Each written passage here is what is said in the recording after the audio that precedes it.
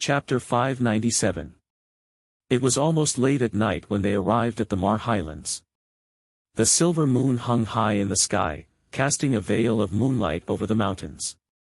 The forest was silent, covering the mountains on both sides, but at the intersection of the foothills, the place where the river flowed opened up, forming a wilderness. The students of the Royal Knight Academy planned to scout the terrain during the night, but they were stopped by Brando. Brando told everyone to rest on the spot, and set up the defense in the early hours of the morning. The nobles' private soldiers were fine. After a night of walking, they were already exhausted. They praised Brando's orders, but the young students could not help but have some complaints. How could they set up the defense without scouting the terrain? Even the simplest defense line had to be adapted to the local conditions. It was written clearly in the infantry manual. What was the commander thinking? But military orders were like mountains, and everyone was destined to sleep with doubts. It was the season when the snow had just started to melt, and the forest at night was especially cold. Due to the lack of preparation, the cadets usually only had a thin blanket on their bodies. One could imagine how cold it would be in this kind of temperature. Brendel saw that many of the young men's faces had turned green from the cold, but Austin's noble army did not have any tents, so there was nothing he could do. He could only patrol around to see if there was anything else he could help with. Count Audine's noble private soldiers, the Nagas, the students of the Royal Knight Academy and the Wyvern Cavalry of the Southern Legion were not mixed together. The nobles' private soldiers were not as disciplined as expected. Considering that there were many girls among the students, Count Audine was afraid of causing trouble, so he personally restrained his subordinates. The Wyvern Cavalry had to take care of their mounts, so naturally no strangers were allowed to enter. The grey-fin Nagas from the Shining Sea were used to the cold weather, but the dry land made them uncomfortable, so they rested under the riverbed, their bodies curled into a ball. For Brando, after his physical fitness reached the Gold Realm, sleep was no longer necessary. His metabolic system was self-improving, so it was normal for him to not sleep for a few days. He walked slowly along the edge of the black pine forest. The sky was dotted with stars, and in another world, it was rare to see such a beautiful scenery. Brando could not help but stop and look. However, cold winds were blowing from the southern mountain pass. The storm outside Ampere Seal was gathering again, and it was inevitable that the upcoming battle would be shrouded in a layer of haze. Brando suddenly heard the rustling sound of bushes being stepped on behind him. He pulled out his sword and turned around. A bright dress entered his eyes. Erwin's half-fairy princess had changed into a set of silver armor and a modified skirt. Standing in the forest, she looked noble and moving. "Mr. Brando." "Your Highness." Brando was slightly surprised. He didn't expect that the princess would still be awake and come looking for him. He didn't think that this was a chance encounter, and the princess wouldn't come to the forest for a walk at this time. He smiled awkwardly. "Why is your Highness here?" Princess Griffine looked a little lonely. She knew that she shouldn't have come here, but after leaving Ampere Seal, she couldn't fall asleep that night. When Brendel did such a rude thing to her, she was so disgusted that she wanted to kill him with her sword right then and there. But for the sake of Aween, she forced herself to calm down and compromise. She told herself that there were worse people in this kingdom, and she could even suppress her emotions in the face of Benninger's betrayal. But that scene was like a nightmare that left a shadow in her heart, and she couldn't forget it. If only this person's performance was worse, but he was so outstanding. Princess Griffine's silver eyes reflected Brando's figure, and her heart was full of complicated feelings. She had never seen love and hate for no reason in her entire life. Everything that happened that night made her believe that there was no such thing as an unconditional helping hand in this world. But so what if he pretended that he didn't want anything? He had already exposed his true colors, hadn't he? And Brando's identity as the descendant of Darius made her feel deeply worried. If the other party wanted something bigger, what should she do? But this was also her last chance. She hoped to get an answer in person, even if she had to give up more, as long as she could save Erwin and save Heroes, she would persevere. Brando felt Princess Griffin staring at him, and couldn't help but blush a little. He didn't know how complicated Her Highness' thoughts were, but he could roughly guess the reason. That night, his mind was blank, and he couldn't help but, it was really a mistake that caused everlasting sorrow. It was too embarrassing to think about it. Back then, not to mention the princess wanting to kill him, if Princess Griffin just said a word, he would have been so ashamed that he would have killed himself. But after a day, Brando could pretend that it didn't happen. But now, being stared at by the half-elf girl like this, he still felt a little embarrassed. He couldn't help but cough and turn his head back. This subtle action surprised Princess Griffin. She was born in the royal family and was born with outstanding intelligence. She had seen a lot of intrigue, and she had inherited the elf sensitivity to the changes in people's hearts.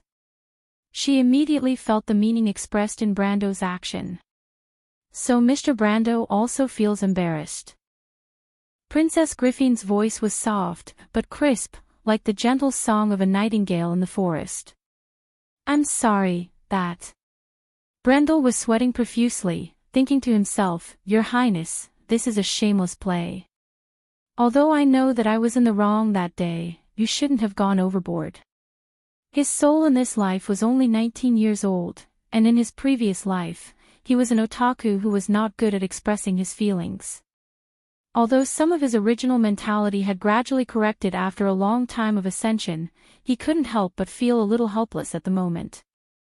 This guy actually blushed. Princess Griffin couldn't believe her eyes. She suddenly became curious, since Mr. Brando also knows that it is rude, why do you still do it? She couldn't help but gnash her teeth a little, that's too much.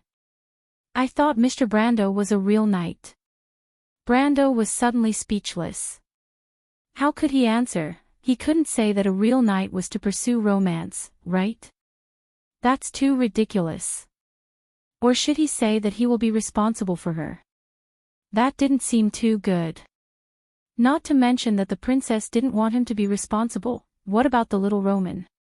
In his previous life, the one who had the deepest impact on him was actually his senior sister, but the past couldn't be chased, and the present couldn't be delayed. Brando was very clear about his feelings. Princess Griffin stared at him for a long time. She looked at Brando until he was in a terrible state. Finally, the half-elf girl sighed softly, I see, I understand. What do you understand? Brendel's heart skipped a beat as he turned to look at the princess in confusion. Looking carefully at the future heroine, the noble and elegant Princess Regent, she was just a girl who had just turned 16 years old today. She inherited the unique slender elves, which made her look even more delicate. Princess Griffin seemed to have untied the knot in her heart. She looked up, and her silver hair shone slightly under the moonlight. She smiled gently, lifted her skirt and walked out of the forest, quietly came to Brando's side, and also looked at the stars in the sky.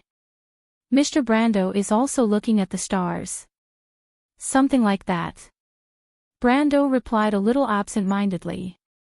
He didn't understand what the princess meant. The astrologer said that after death, people will turn into stars, so the late king and father are also looking at us from the sky.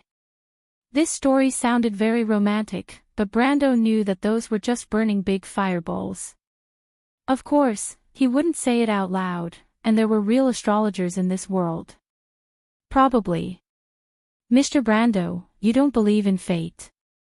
No, I believe in it. The princess was slightly startled and couldn't help but look back. She wasn't very tall, so she could only see Brando's broad shoulders. I believe in the Cruise people's epic. Fate is a struggle. Brando quietly repeated this sentence that his senior sister told him. Fate is a struggle. Princess Griffin carefully savored this sentence. Brando saw Maynard's figure from afar. She was covering a few ladies with her blanket. This detail surprised Brando a little. He didn't expect the cold-faced knight to have such a gentle side.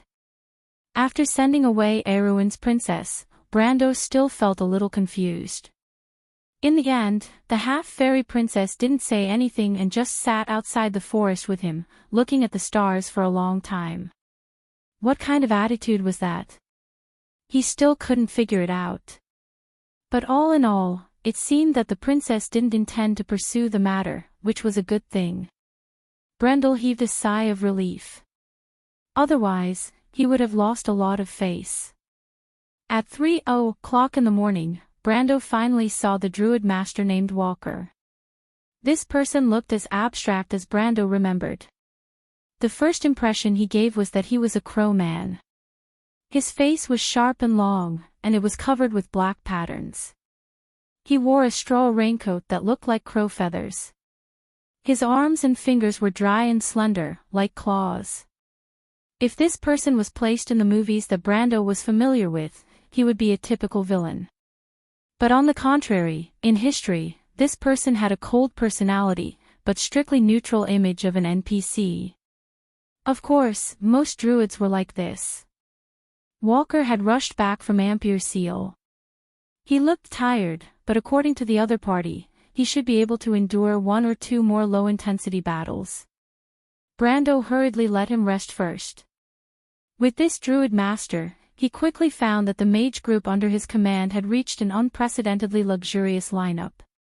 There were at least 4 gold-ranked spellcasters, the Archdruid Walker, the Law Wizard Great Teacher the Shire, the Sea Demon Bridget, and the Night Lord Andrique. Then there was the Naga's 20-person priest group. Count Audine also had a few wandering wizards under him. In addition to the 2 sisters Pharaoh and Tia, except for the lack of an elemental rank pillar, this group of more than 30 people, with the lowest level being silver rank and above, could basically crush all of Erwin's forces. Unfortunately, the number of people was still too little in Brando's eyes. These 30 spellcasters were just enough for an army of thousands of people. It was not like the war in the future era of the Great Demonic Wave, where a legion could mobilize more than 100 spellcasters. In addition to being scattered in the army to be responsible for defense, they could also gather dozens of spellcasters to be used together to play the role of long-range fire support. Of course, this dream was just a dream for now. The survival rate of a wizard without a silver rank in a large-scale battlefield was extremely low, but there were very few wizards above the silver rank. This was the current situation of Wound. 4:30. The Royal Knight Regiment students finished their rest, and then the Nagas and the noble private soldiers were also awakened.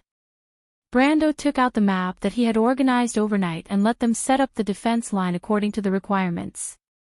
This surprised everyone again. They did not know that Brando was already familiar with the geography of the mountains and rivers in this area. They thought that the commander had personally brought people to survey the terrain in the night to let them rest well. Although the young officers did not say it out loud, they were very grateful in their hearts. Only Princess Griffin vaguely guessed something, but she could only bury it in her heart. The terrain of the Mar Highlands was a surprise for the defenders. The branches of the 3 mountains intersected here to form a huge valley. The valley was covered in dense fog, covering the valleys on both sides. The river flowed endlessly in the middle, making a loud sound of water flowing. In the north of the valley, there was a towering ridge that was almost leaden in the distance. It was hazy in the night before dawn. This was the end of the foothills that extended south of the Fama Mountains. The locals called this mountain Anchor Mountain. Anchor meant wall in the ancient language of the mountain people. 2 streams intersected at the foot of Anchor Mountain, converging into a shallow mountain stream. The stream flowed down the riverbank, and over the years, it formed a wide expanse of land. The land was like a huge slope, and on both sides were the forested Marchenko Mountain and Levico Mountain. However, Marchenko Mountain and Levico Mountain were flat and gentle, far lower than the height of Anchor Mountain. This meant that if they set up a position on top of Anchor Mountain, the archers would be able to attack the 2 mountains in the south from above. If the infantry and cavalry of the Northern Coalition Army wanted to attack them through the valley, occupying the 2 mountains in the south would be a nightmare. However, if they did not occupy the mountains in the south, attacking from below would not be as simple as a nightmare. This was simply a natural blocking position. Unless the Black Blade squad found a way to cross the Fama Mountains and attack from behind Anchor Mountain. However, that would take a long time. At least for half a month, they would not have to worry about the enemy coming from behind. Therefore, the rest was simple. Although there were a few people who thought that it might be better to go deeper into the Anchor Mountains, it was only a possibility. Most of them started to set up a defensive line enthusiastically. The officers quickly came up with a very classic and practical plan. This plan was immediately sent to Brando, Princess Griffin, and Oberway. The plan was simple. As expected, the main position would be set at the north where the streams converged, at the foot of Anchor Mountain. The archer's position would be followed by the main position. However, the center of the defense would be pushed forward, including the two mountains in the east of Marchenko Mountain and the west of Leviko Mountain. Brando saw the core of the plan at a glance. They would set up a battlefield on each of the two mountains in the south. The young officers intended to use the terrain advantage to deplete the strength of the Southern Coalition army on these two fronts. This kind of tactical intent was very typical. It could be said to be a textbook arrangement. However, in Brando's opinion, it was not very good. It was too conservative. He glanced at the others. Princess Griffin did not say anything, and Oberway shook his head. A lone wolf is a lone wolf. Brando shook his head and said, "It is generally feasible, but the details need to be fixed." "Ah, how do you fix it?" Carglass, who was full of confidence, could not help but stare blankly. This plan was actually made by him, and it was unanimously approved by the officers. He thought that it would definitely be approved, but now it seemed that he was taking it for granted. "This will do." Brando used his hand to gesture twice on the temporary map and replied. "Ha!" Carglass' hand trembled, and he almost threw the plan in his hand at his lord's face. "This is called a plan. Isn't that the same as giving up the entire front line? Sir Lord, do you want us to surrender immediately? It would be faster." He looked at Brendel with pitiful eyes, as if he wanted to confirm that his lord did not speak nonsense because he did not sleep for the entire night. However, he did not expect that Brando would immediately glare at him and reprimand him. "What are you waiting for?" The young noble from Tonagel could only admit that he was unlucky and walked out dejectedly. "This seems a little." Oberway could not help but shake his head. Brando's plan was a little too bold, and it was a little beyond his expectations. No, it was more than just bold. If he did not know this young man before, he would have suspected that this young man was a spy. This plan was simply looking down on the intelligence of the Northern Alliance. "You and Makarov have similar personalities, but it's a pity." The kingdom's lone wolf could not help but sigh. In the past, the kingdom had only one lion, one wolf, and one fox. But now, they could only rely on these young men. He could only hope that his choice was right. Only Brando smiled at this, full of confidence. The sky was starting to brighten, and the army was starting to gather in the forest. Noside and his dragon riders took to the skies one by one in the morning breeze, and Brando controlled the wind spirit spiders to chase away the scouts in the sky. This was the cleanup work before the battle. At this point, both sides could no longer hide their intentions. The commanders of the Northern Alliance quickly understood that Brando was preparing to fight to the death with them. "You know that you can't escape." Williams reached out and caught the parchment that the dragon riders threw down. He looked at it indifferently and revealed a disdainful smile. He raised his head. The Mar Highlands were right in front of him. It was 8:12. Brando closed the pocket watch with a brass cover and looked at the other side of the valley. His vision was extremely far, and his powerful perception allowed him to see things a few miles away without relying on external objects. On the other side of the valley, the First Northern Alliance army appeared, but he could not see clearly which column it was. It should be Viscount Finn. There are quite a few of them, at least a few thousand. Count Audine put down his binoculars and muttered to himself, they stopped. They should be waiting for reinforcements. Brando nodded. Count Audine was indeed an old noble who had served in the Black Blade Squad and the Southern Army. His judgment was very accurate.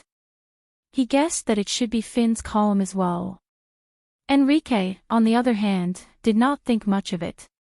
The young man shrugged and said, "It doesn't matter how many people there are. It's already amazing that they can launch a frontal attack with 1,500 people. The Northerners are really dawdling." Freya stood beside Brando in her military attire. Her hand was on her long sword as she frowned and said, "But they can first attack the two mountains to the south of Marchenko Mountain and Levico Mountain, can't they? Then we'll have a good show to watch." Brando laughed. P.S. And so the main course begins. To be continued. If you like this work, you are welcome to come to Chidien. Come to vote for me. Your support is my biggest motivation. Chapter 598. The sunlight was like a bright sword, piercing through the mist. On the highlands, flowers covered the ground, and rivers flowed as brilliantly as silver. But between the forests, rows of spears pierced through the mist. The Highland infantrymen in armor advanced side by side. Swallowtail flags and spear flags came into view one by one, each painted with the emblem of a leading knight, from a lion to a pelican, from a thorn to a garland. Finn's column, Constantine's column, Beale's column, and the Northern Coalition army were gathering. Spears pierced through the forest, and the snow-white tips rose and fell slightly with the breathing of the infantrymen, weaving a shining ribbon a few miles away. Looking into the distance from Mount Anchor, the south seemed to have become a dark ocean. Flags floated on the ocean, and from time to time, the reflection of weapons flashed across. Brando pursed his lips. This was the real battle. Only at this moment did he have the illusion of returning to the past. Everyone clenched the long swords in their hands, unaware that their hands had turned white. The private soldiers of the nobles even forgot to breathe, staring at the endless army with their mouths wide open. And behind the army, there was a steady stream of tales that were converging. Tens of thousands, this word only reflected its unprecedented pressure at this moment. Tens of thousands of people breathed at the same time, as if the wind was about to stop. The breeze on the Mar Highlands was calming down. The air became hot and stagnant, a sign that a storm was coming. On the green meadow, a knight was speeding away from the main formation of the Northern Coalition army. The knight held his spear high, trotting proudly in the northern position. "Look, that's the genius knight of the Harbor Covenant. The Count intends to appoint him as a column commander. I heard that it's to replace his father's position. A 20-year-old column commander. Because he's a genius. I heard that the Viscount fought a few beautiful battles against the Lion Men in Donitiquin, and won miraculous victories. The veterans who fought with him called him Vanag, did you know? Vanag is the legendary hero of the Highlanders. Veterans. It's the veterans who participated in the November War. He can command them. Only he can command them. I heard that the Count intends to train him to be the next Legion commander. That's just too ridiculous. That's possible. It's rumored that Lord Viscount is the last disciple of Earth Sword Saint Darius. Think about it, before Lord Sword Saint became famous, didn't people also call him Wanag? I don't think that's possible, but I heard that Lord Darius still has descendants, right? Who knows where he went after that? Maybe Lord Viscount is a descendant of that lord. After all, Lord Darius still doesn't want to see Erewhon split. The soldiers discussed animatedly, and in the end, they couldn't help but feel deep veneration. During the restoration of the kingdom, Sword Saint Darius had left behind a legendary reputation in Erewhon. His mysterious retirement in the end added to this legend. The commoners all believed that the Earth Sword Saint was the protector of the kingdom, and that one day, when the kingdom was in danger, he would come out with his sword. In the Amber Sword, such a saying was even widely spread among some players. Erewhon players even improved the military swordsmanship left behind by Darius for this reason, but no one, including Brando, would have thought that the protector of the kingdom could not escape the trial of time in the end. And the last hope was also drowned under the ashes of Butchie. Brando stroked the long sword in his hand, and his heart was filled with disappointment. Viscount von Downing, however, held his head high and was in high spirits. If you looked closely, you would find that the rider wrapped in silver armor was the young man who stood next to Vitokin a few days ago. He was also the captain of the knight who clashed with Brando before the auction. He was the genius knight of the Neo people. Even the veterans of the November War admired him and thought that he might be the next Earth Sword Saint. Viscount von Downing also thought so in his heart. He raised his spear and rode the heavy drake around the Northern Alliance army's main camp. His cloak was like a golden flame behind him. Wherever he passed, the Northern Alliance army soldiers cheered and yelled, "Come on, let's go! Wagner! Wagner! Wagner! Wagner!" The young man's forehead was covered in sweat, but he still held his head high and came to Count Vitikin's side. The Count nodded with satisfaction. The White Lion Legion was full of heroes, but the Black Blade Squad was not without successors, especially those who were praised by the veterans of the November War. This young man's battle with the Lion Beast men in the north could be described as perfect, just like the young sword Saint Darius. Although Count Vitokin did not care about the rumors circulating among the soldiers, if one day Von Downing became the next Earth Sword Saint, then the Black Blade Squad might surpass the White Lion Legion one day. He took the long spear from the young man's hand. The commander holding the spear was an important belief of the Black Blade Squad, but now it was only a ceremony. Count Vitokin asked calmly, "Have you seen the position of the princess?" "Yes, Your Excellency." "How is it?" "Arrogant." Under the shadow of the foot of the Anchor Mountain, there were 3 huge square formations. Thousands of noble private soldiers were lined up in a long line on the north bank of the stream.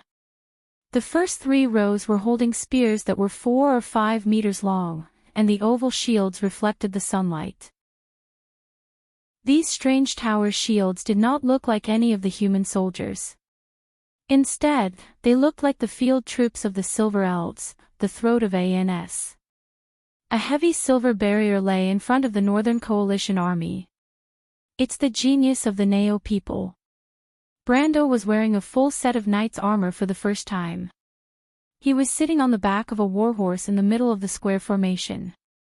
When he heard Count Audine say so, he raised his head and looked at the complacent knight in front of the Northern Coalition army in the distance. The Black Blade Squad is fighting with the Golden Mane Lion Mane Beast men in the north.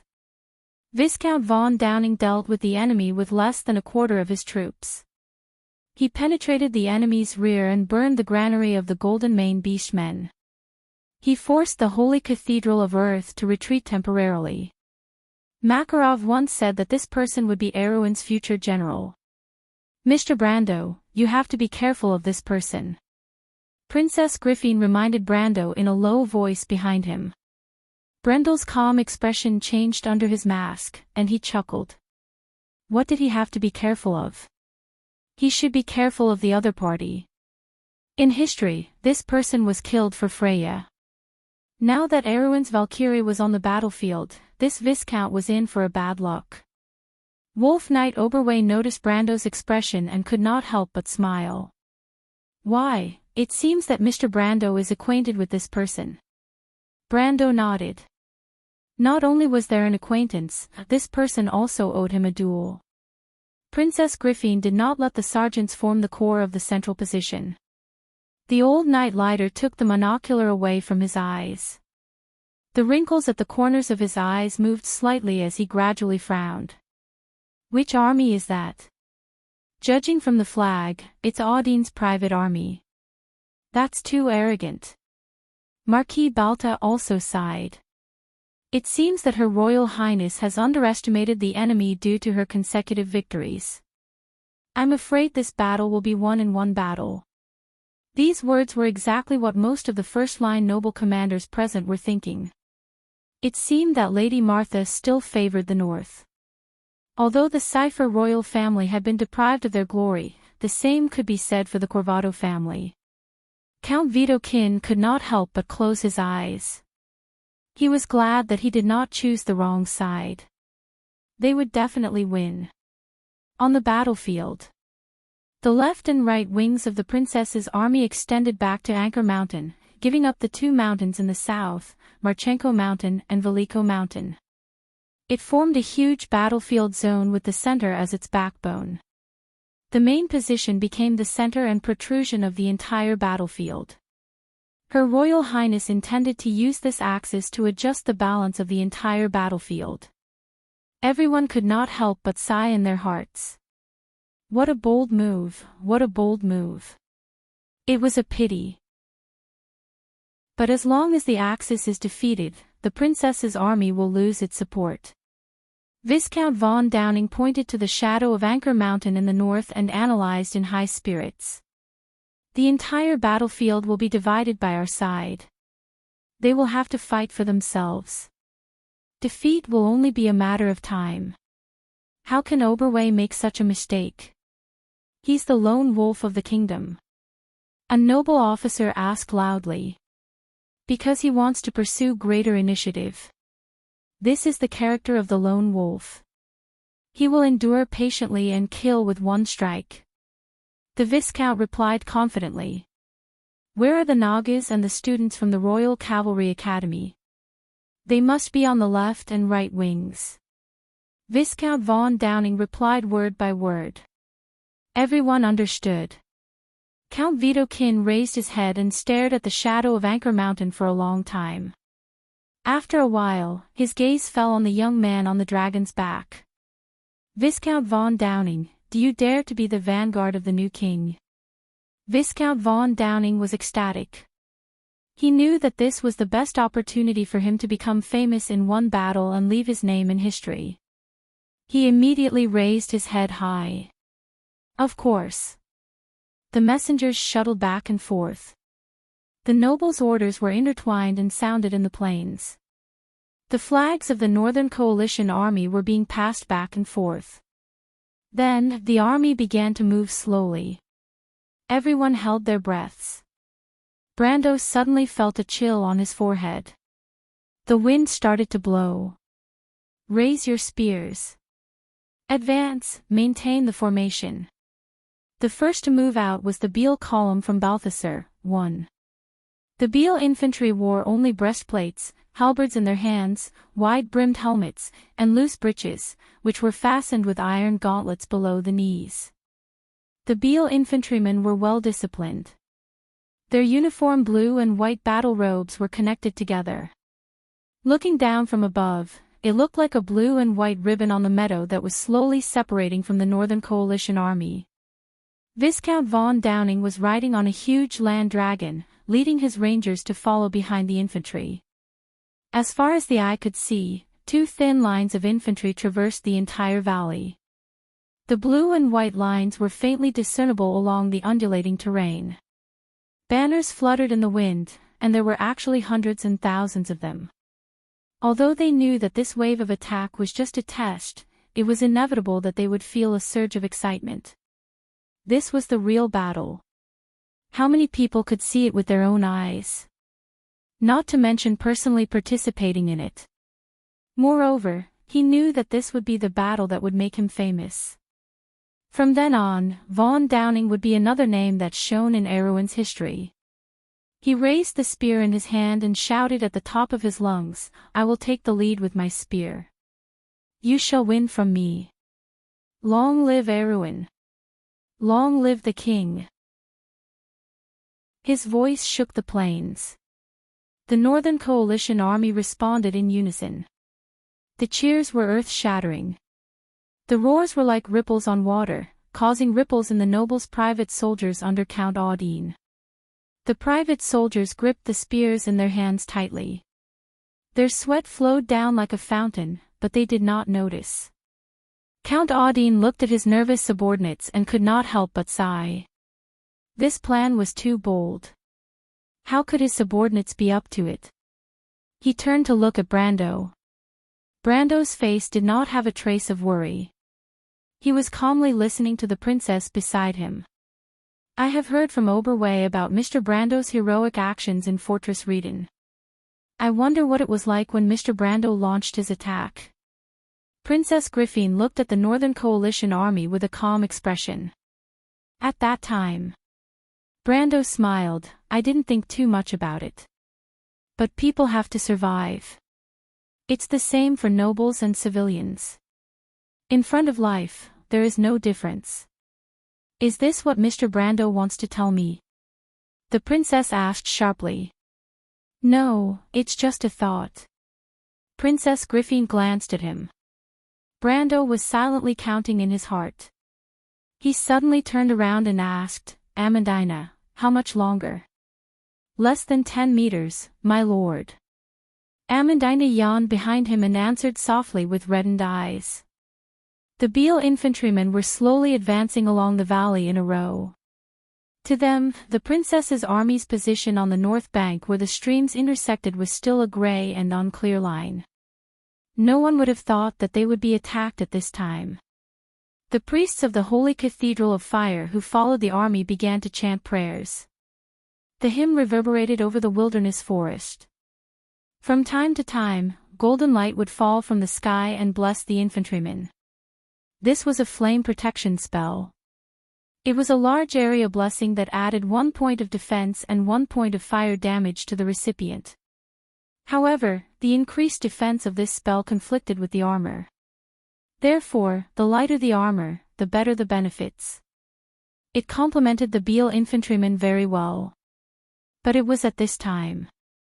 Everyone on the battlefield saw a sudden flash of light in the Beal infantrymen's formation.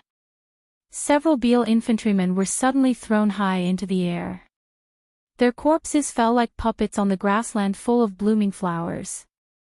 Then, a thunderous explosion spread throughout the plains.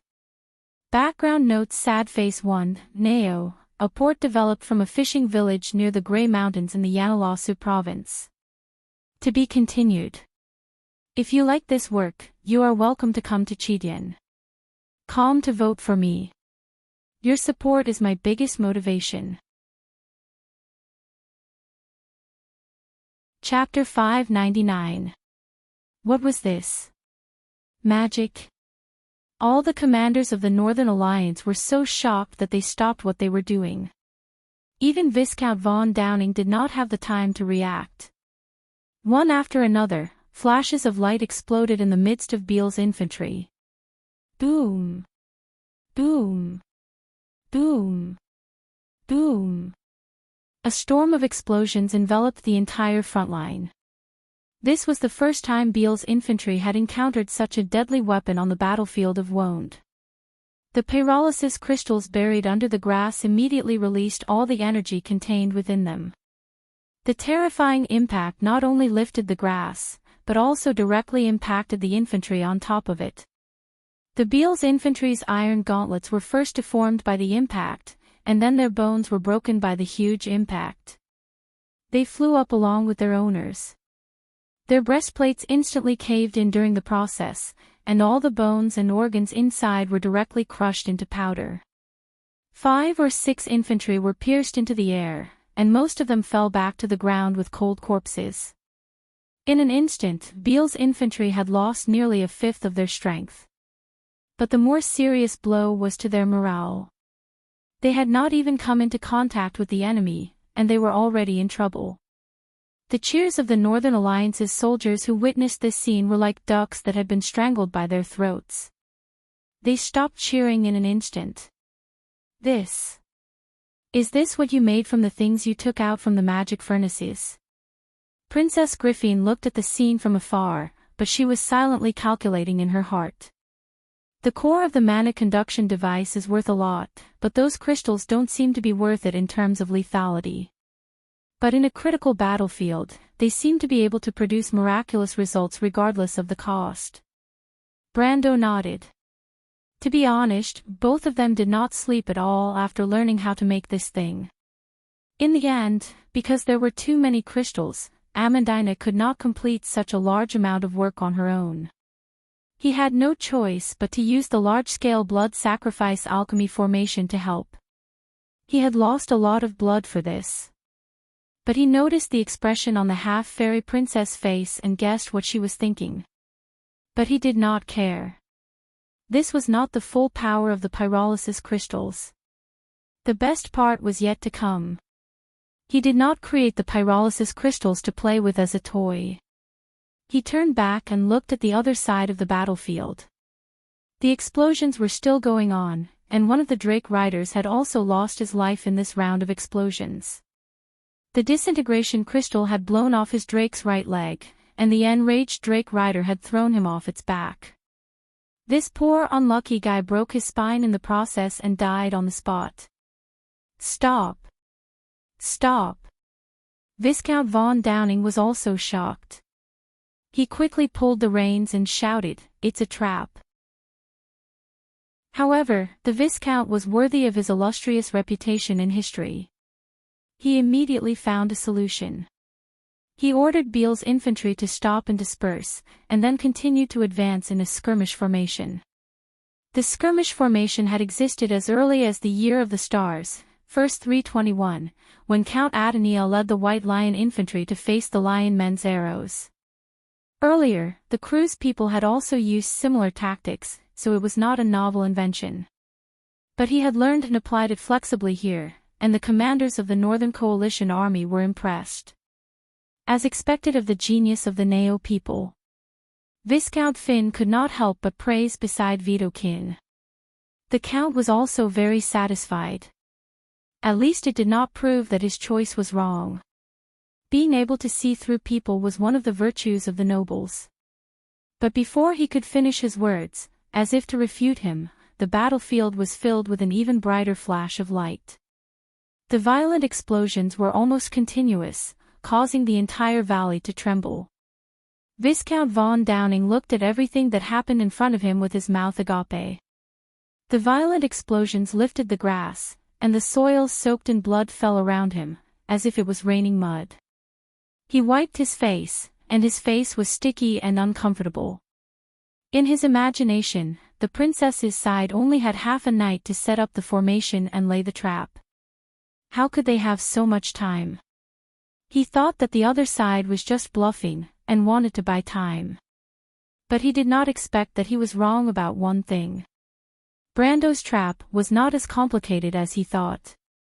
In fact, he and Amandina just casually made some of the leftover scraps and threw them into the grass. But it was this product that brought a lot of trouble to the Northern Coalition army. Brando saw the Beale infantry stop again, and he could not help but feel a sense of satisfaction in his heart. There were no international conventions in this world, and he could use any kind of mine he wanted without any psychological burden. And this was the first time this killing machine appeared on the battlefield, and it did indeed bring unimaginable benefits. If the Northern Coalition army wanted to continue advancing, they would have to pay a terrible price. And the real purpose of these mines was to deter the enemy's morale.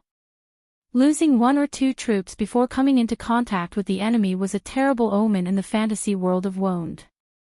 Of course, the other side could also stop and slowly clear the mines. Anyway, he and Amandina did not bury the exploding crystals too deep, and they could still find them one by one if they were careful. But that was exactly what he wanted. He was not short on time anyway, and it would be best if this battle dragged on for a week or half a month. But by then, the nobles of the north would no longer have the final say on the battlefield. But the Northern Coalition army obviously understood this point, and did not intend to give Brando this opportunity. Viscount von Downing only stopped for a short while before ordering the Beale infantry to continue advancing, still in a scattered formation. This was purely using human lives to fill the hole. Beale's infantry immediately became restless, but it was immediately suppressed. Viscount von Downing ordered his cavalry to kill a few of the disobedient soldiers with a cold face, and the infantry brigade began to move forward reluctantly. But at this time, the heroic shout of, "I will take the lead with my spear, and you shall win from me. Long live Erwin! Long live the king!" became a ready-made joke, and the morale plummeted. Viscount von Downing stared fiercely at the north, his face ashen. But no matter what, the Northern Coalition army finally began to move forward again. Amidst the explosions, Beale's infantrymen continued to lose men. In the end, these disciplined infantrymen could no longer withstand the pressure and collapsed. The lower-ranked soldiers cried and wanted to retreat, but the shining spears still drove them forward. This scene reminded him of the time when the Kurlutz Empire drove their slave soldiers to attack Awen.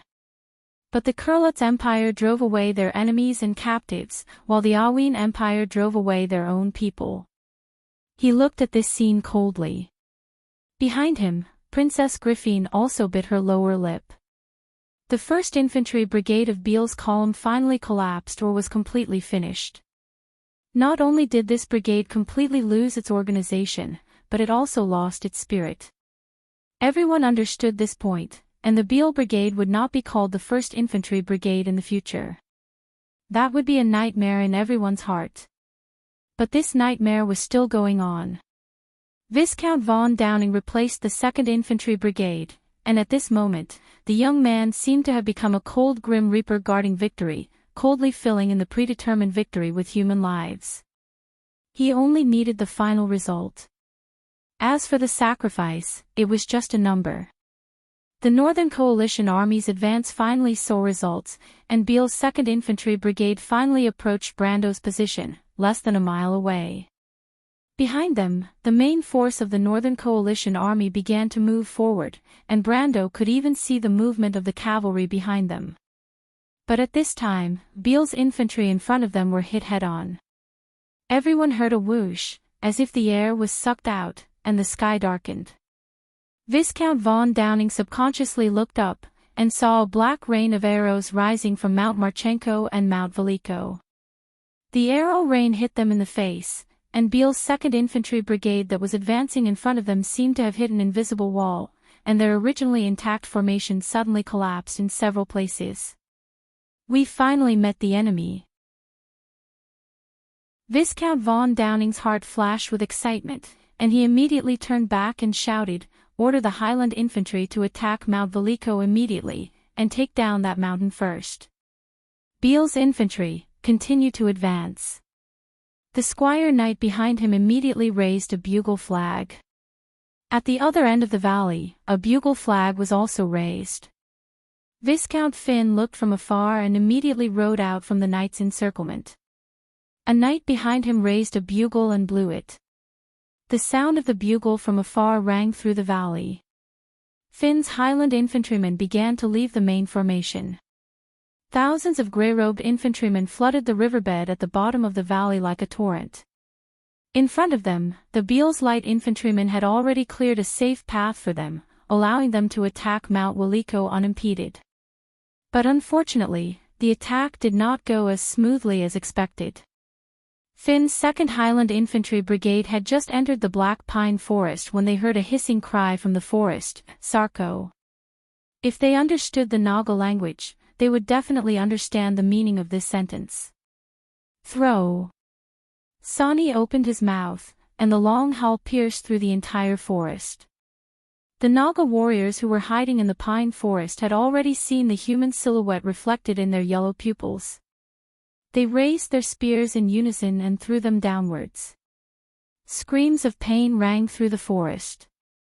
Finn's Highland Infantry Brigade's 2nd Highland Infantry Brigade's 7th Division was almost completely engulfed by the rain of spears.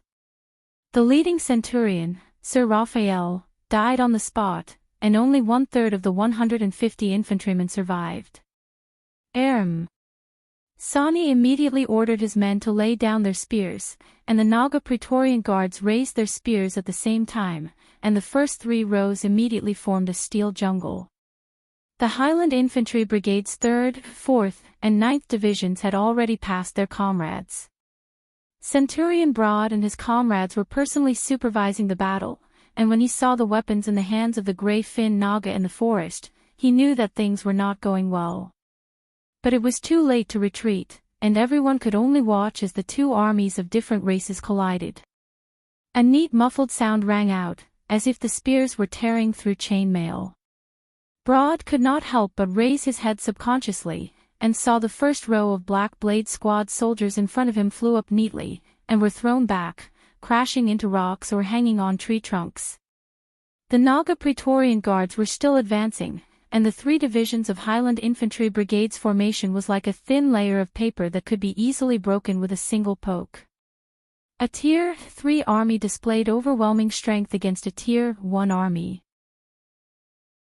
Broad saw the Naga Praetorian Guards almost instantly clear out the human soldiers in front of them, and the Nagas at the back row were neatly taking out the second spear from their backs. This was the last scene he saw in his life. The forest was a mess, and the corpses of the human soldiers were nailed to the ground everywhere. Sonny raised his head and looked. Brando had roughly told him about the structure of the Black Blade Squad, and the Naga Praetorian Guards had defeated about half of the human army, but this was enough. Collect the corpses of our people, clean up the battlefield, and retreat. Sonny immediately ordered all his subordinates in the Naga language. Brando did not intend to tangle with the Black Blade Squad on these 2 hills. The students of the Royal Knight Academy had originally planned to turn this place into a meat grinder, but in his opinion, a meat grinder was not worth it. But if they gave up these 2 hills, could the central position really be defended?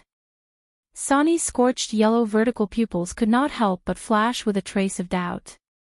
When Viscount Finn arrived at Willico Hill, he saw a hellish scene. In just a short quarter of an hour, the 2nd Brigade of Highland Infantry Brigade had lost a total of 5 divisions and 4 centurions. He had not suffered such a tragic loss even when he was surrounded by the Lion Beast men in tows.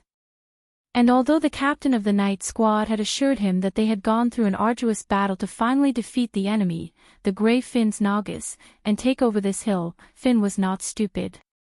He could obviously see that the Nagas had retreated on their own initiative, or else his men would not have failed to even get a single corpse. Forget it. Viscount Finn gritted his teeth. In any case, it was fine as long as he completed the mission. He would not take the initiative to ask for punishment from the Count for such trivial reasons. Clean up the battlefield immediately and report our victory to Count Vitokin. Finn ordered fiercely. He could not help but raise his head and look at the center of the battlefield. There was a faint sense of uneasiness in his heart. This battle was too strange. Why did the Nagas take the initiative to abandon the high ground? On the other side of the battlefield, the same thing was happening on Marchenko Hill. Baron Constantine could not believe his eyes as he looked at the fake White Lion Legion and the young officers who had almost completely defeated his column. They retreated.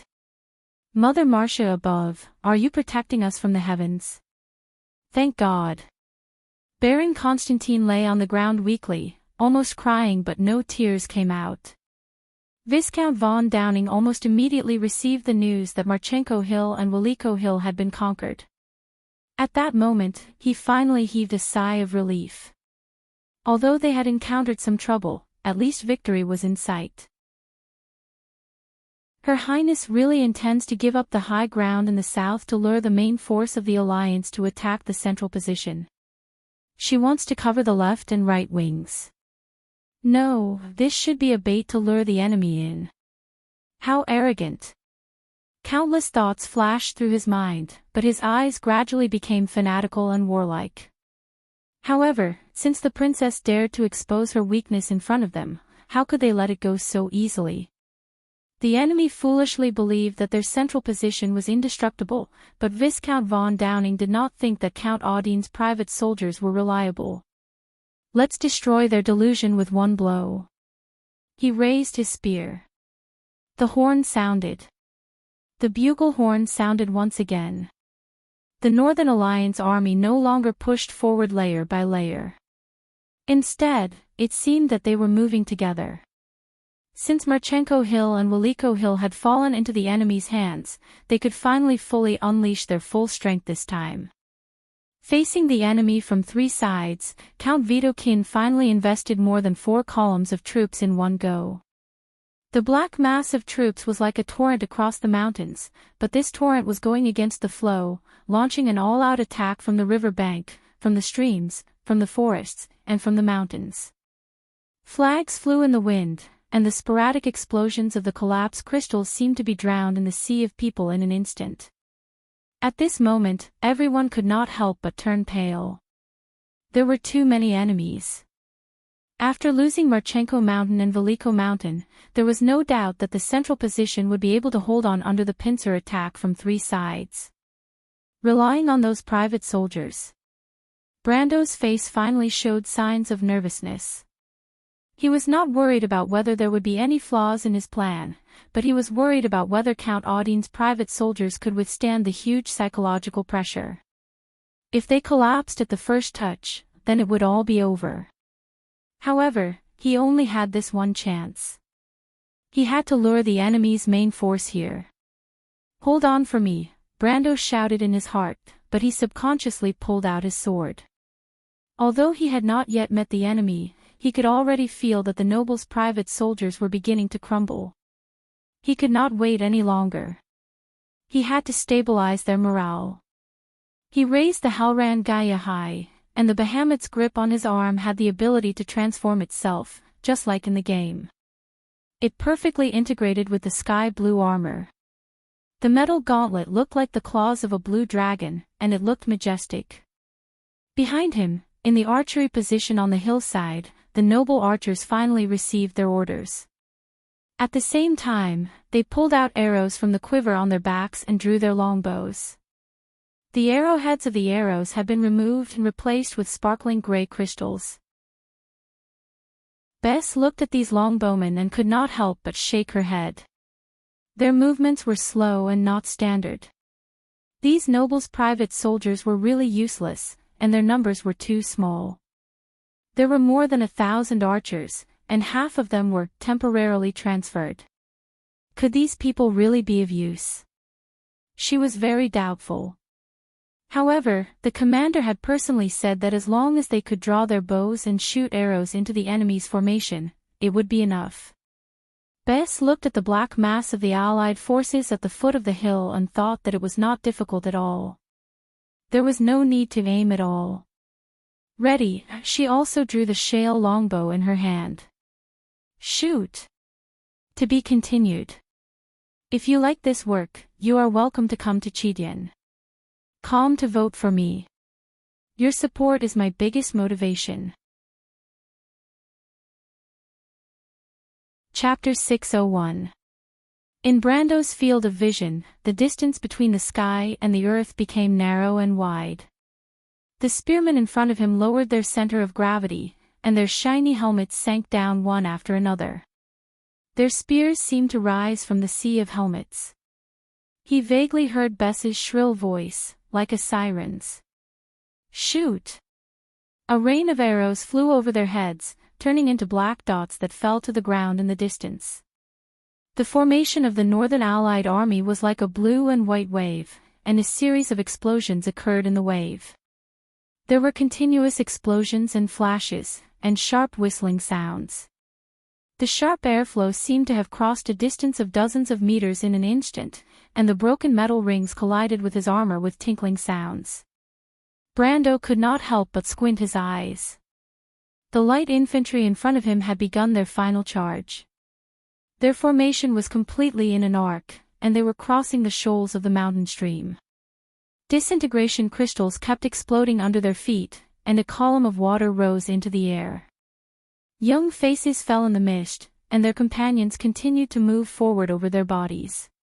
About 50 meters to the left and right of Mount Marchenko and Mount Veliko, the infantrymen of Finn's and Konstantin's divisions could be vaguely seen under the canopy of the trees. Flashes of explosions bloomed in the woods. Since they did not have to worry about friendly fire, the archers shot almost all of their arrows at the two mountains. The deafening sound of the explosions almost overturned the earth. The branches of the black pines were broken and blown away by the blast, and the flags of the two northern allied forces fell down one by one. Suddenly, a few flashes of light burst out from the battlefield. Brando immediately understood what it was. It was a magic attack. The wizards of the Northern Allied army had joined the battle. A few flames crossed thousands of meters in an instant, and in the blink of an eye, they became fireballs the size of a human head.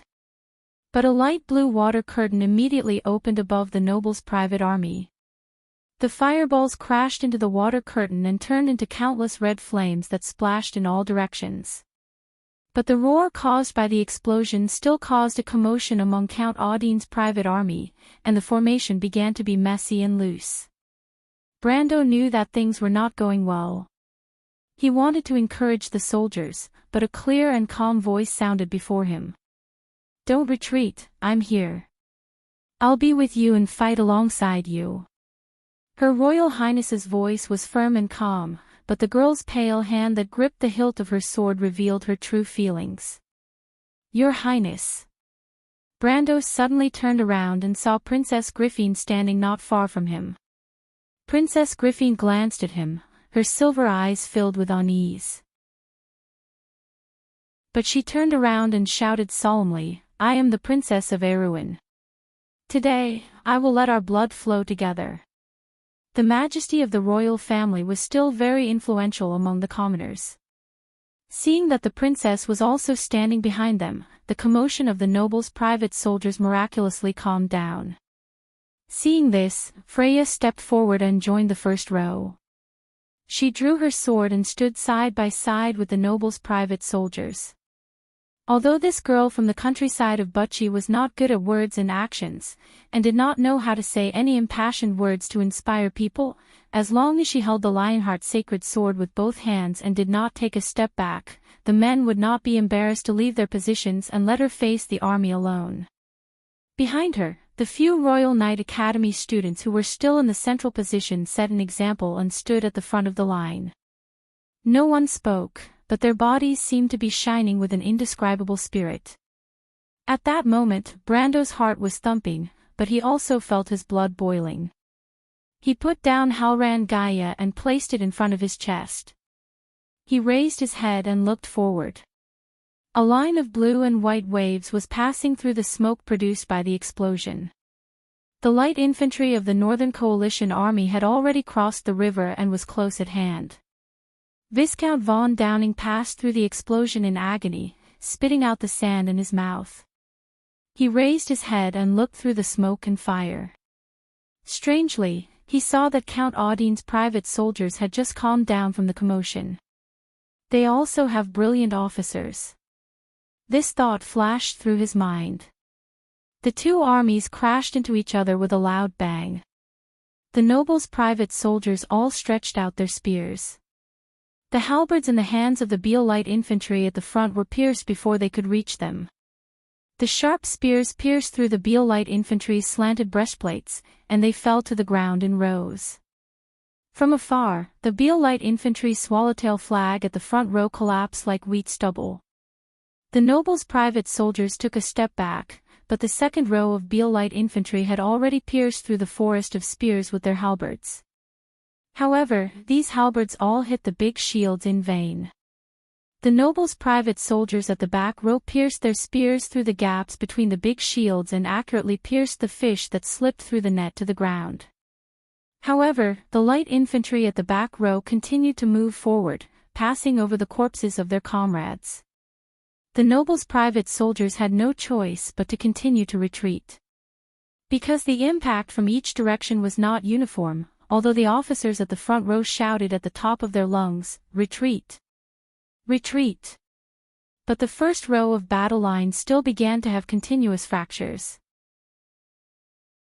Brando was screaming in his heart, but he realized that the Beal light infantry on the other side did not make good use of these fractures. They were just advancing blindly. He then realized that he was only commanding a private army of nobles.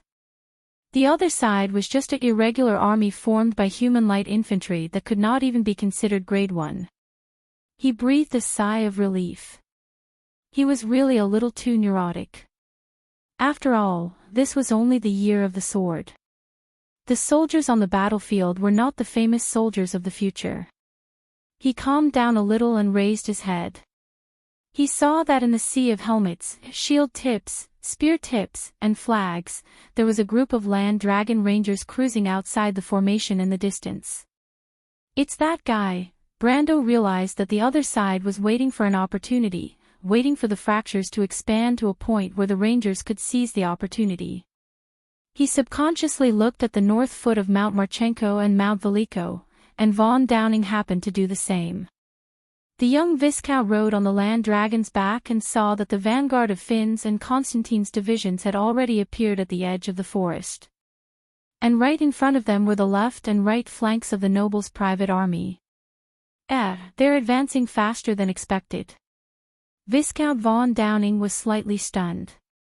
He knew very well what Finn's and Constantine's divisions were like, but he did not expect them to brace themselves and pass through the explosion at the crucial moment.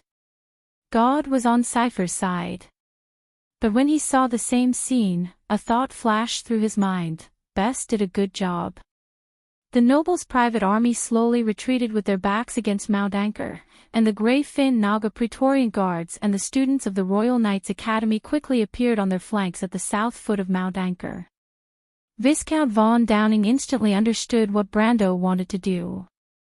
Concentrate the superior forces on the left and right flanks, lure and destroy the Northern Coalition Army's salient points at Mount Marchenko and Mount Veliko, and let the main force of Beale's infantry form a salient point to complete the encirclement. Signal the flag, Viscount Von Downing immediately ordered. Tell Viscount Finn and Baron Constantine to hold on. Tell them that victory is in sight. He paused for a moment. Convey my order to Count Vidokin. It would be best if you could ask him to give the same order again. The cavalrymen who passed the order immediately retreated. The battle was gradually becoming white-hot. Due to the repeated attacks, the formation of the nobles' private army had begun to slowly tilt to one side, like a huge piece of butter that had begun to melt, and one corner was seriously lagging behind. Viscount Von Downing keenly grasped this change. He pointed his spear at the nobles' private army's flanks and shouted, "Concentrate on the left flank. Destroy their main formation first, and victory will be ours." Brando heard Count Audine roaring at the top of his lungs behind him.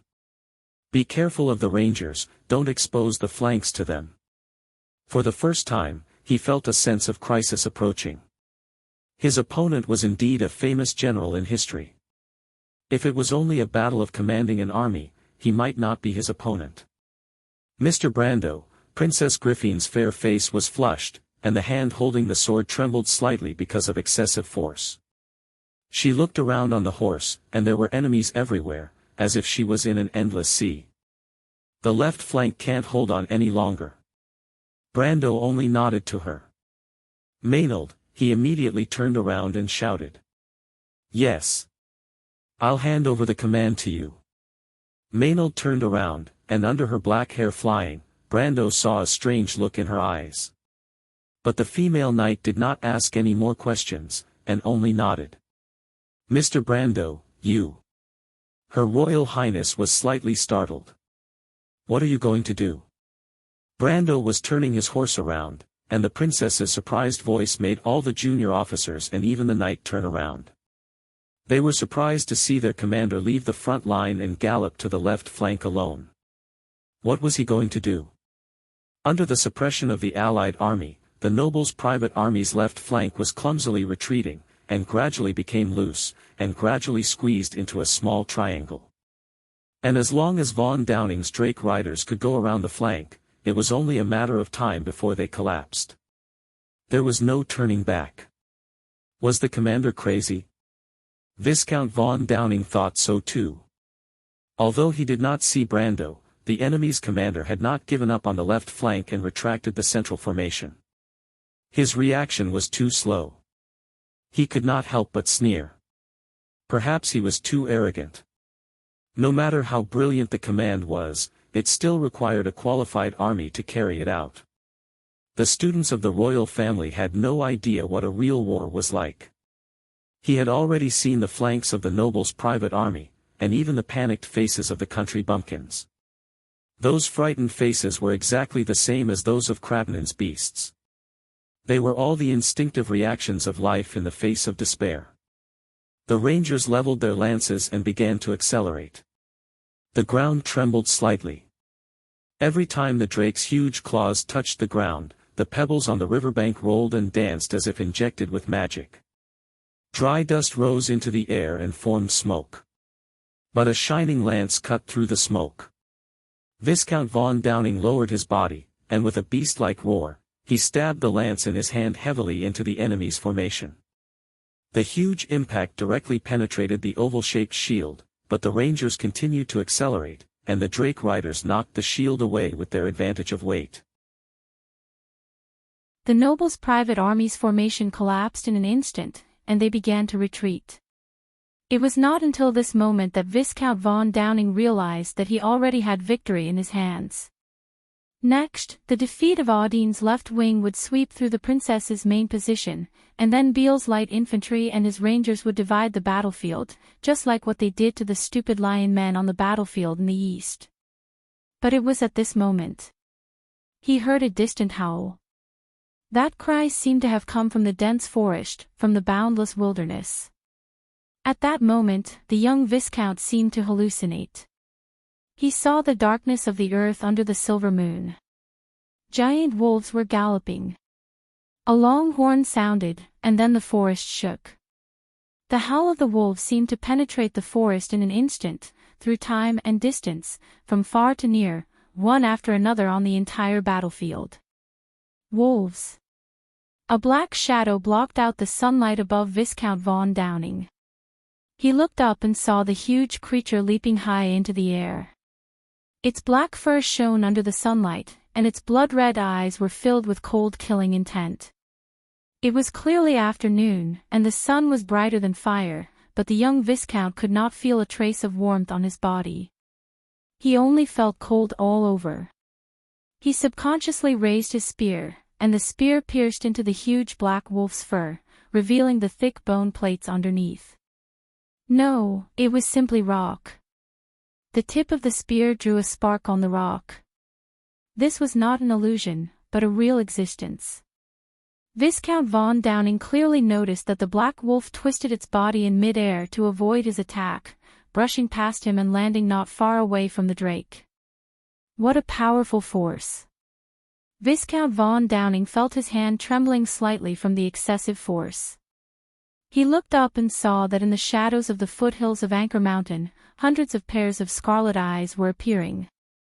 The wolf pack was galloping in the forest, and it was obvious that they were rushing in their direction. It's wolves. So many wolves. Behind him, Beale's infantry also discovered their new enemy at the first moment. In fact, everyone on the battlefield saw the black wolf tide pouring in from one side of the battlefield. The edge of the forest opened a black door of light out of nowhere, and the huge beasts were leaping out one by one. What a mess! Viscount von Downing finally reacted, and could not help but curse in his heart. But he did not have time to think more, because the cavalry was accelerating their charge. He looked back at the black wolf he was fighting with. The black wolf had been left far behind by the drake, and it did not seem to have any intention of chasing after them. Instead, it turned around and rushed towards the infantry behind. And all over the battlefield, countless black wolves were doing the same thing. It was as if they were an orderly and disciplined army.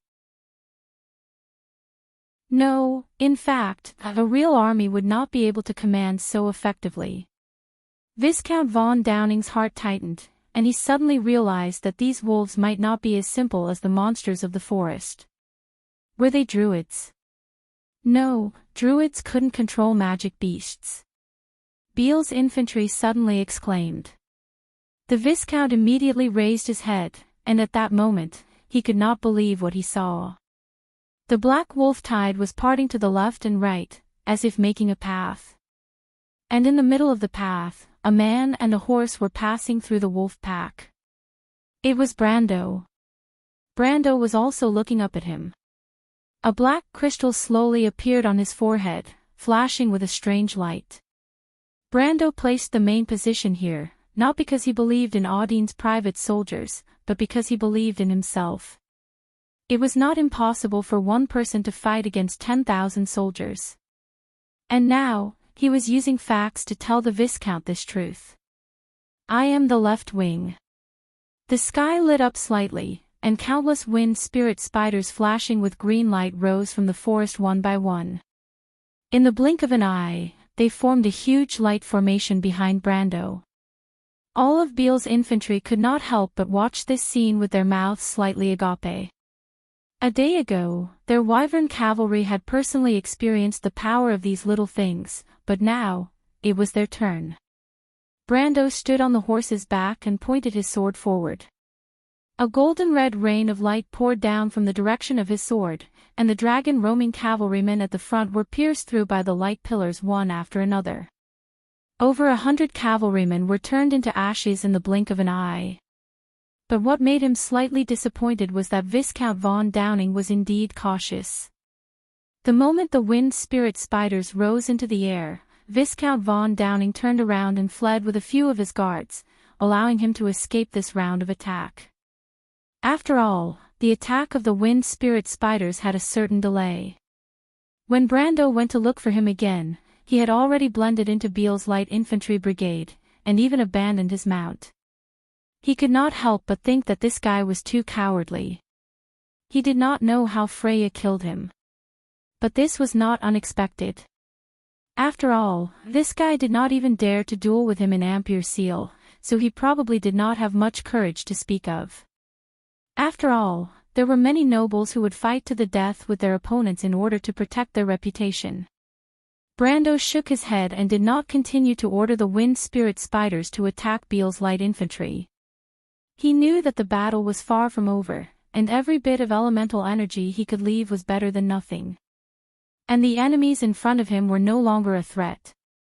In front of him, the combined army of black wolves and rock leopards was colliding with Beale's light infantry. However, hundreds of silver and iron pinnacle black wolves and rock leopards could only fend off the thousands of soldiers in this direction. Brando was waiting for an opportunity. And the commanders of Beale's division were also waiting for Finn's division and Constantine's division to complete the encirclement. Brando could not help but raise his head. Reflected in his vision were the mountains of Marchenko and Veliko that were shrouded in dense explosions. Viscount Finn was stunned by the deafening explosion and looked at Count Widekin's attendant in front of him. He shouted loudly in an attempt to drown out the terrible sound of the explosion. What did you say? You said that Count Widekin wants me to attack. Send in all our troops. The attendant knight nodded. Yes, my lord. Viscount von Downing has reported to Count Widekin how you risked your lives to send the vanguard into battle. Count Widekin also praised Finn's division for their tenacity, but both of them hope that you can send in more troops to support the front line. Victory is in sight. Both of them were shouting themselves hoarse, as if that was the only way they could hear each other. The whole mountain trembled, as if it was going to explode in the next moment. But Viscount Finn could not help but have an extremely strange expression on his face. When did he send the vanguard into battle? Didn't his vanguard get wiped out in the first attack? The opponent's spell was too terrifying. He had never seen a spell that could last for so long. Viscount Finn. Viscount Finn did not know what to say for a moment. How should he start? P.S. 5,000 words long chapter. Please for votes. All kinds of votes. To be continued. If you like this work, you are welcome to come to Chidian.com to vote for me. Your support is my biggest motivation. Chapter 603. While Viscount Finn was speechless, Beale's infantrymen were in trouble. They suddenly realized that the Naga Praetorian Guards and the Royal Knight Academy's light cavalry had suddenly appeared on their sides. The vanguard of Finn's and Constantine's divisions, who were originally blocking the two armies, melted like snow and disappeared into thin air. When Viscount von Downing came to his senses, he realized that it was a trick. It was an illusion. Finn's and Constantine's divisions were firmly suppressed on Mount Marchenko and Mount Veliko. Their soldiers did not have the courage to cross the explosion and the sea of fire. However, Brando ordered the Naga Praetorian priests to use magic to create an illusion that the vanguard of the two divisions had already arrived. Using the water in the air to change the refraction of light to create an illusion, this was originally the specialty of the water elementalists, and the Naga Praetorian priests were the best among them. More importantly, Brando was familiar with every division on the opposite side. He could fake the battle flag and the knight's coat of arms to look exactly the same. Because of this, Viscount von Downing fell into this trap like a fool. Now, Beale's infantrymen had launched an attack on Count Audine's private noble army under his command, forming the only outpost of the Northern Allied army. The Naga Praetorian Guards and the Royal Knight Academy's light cavalry had circled around them without any hindrance, forming an encirclement.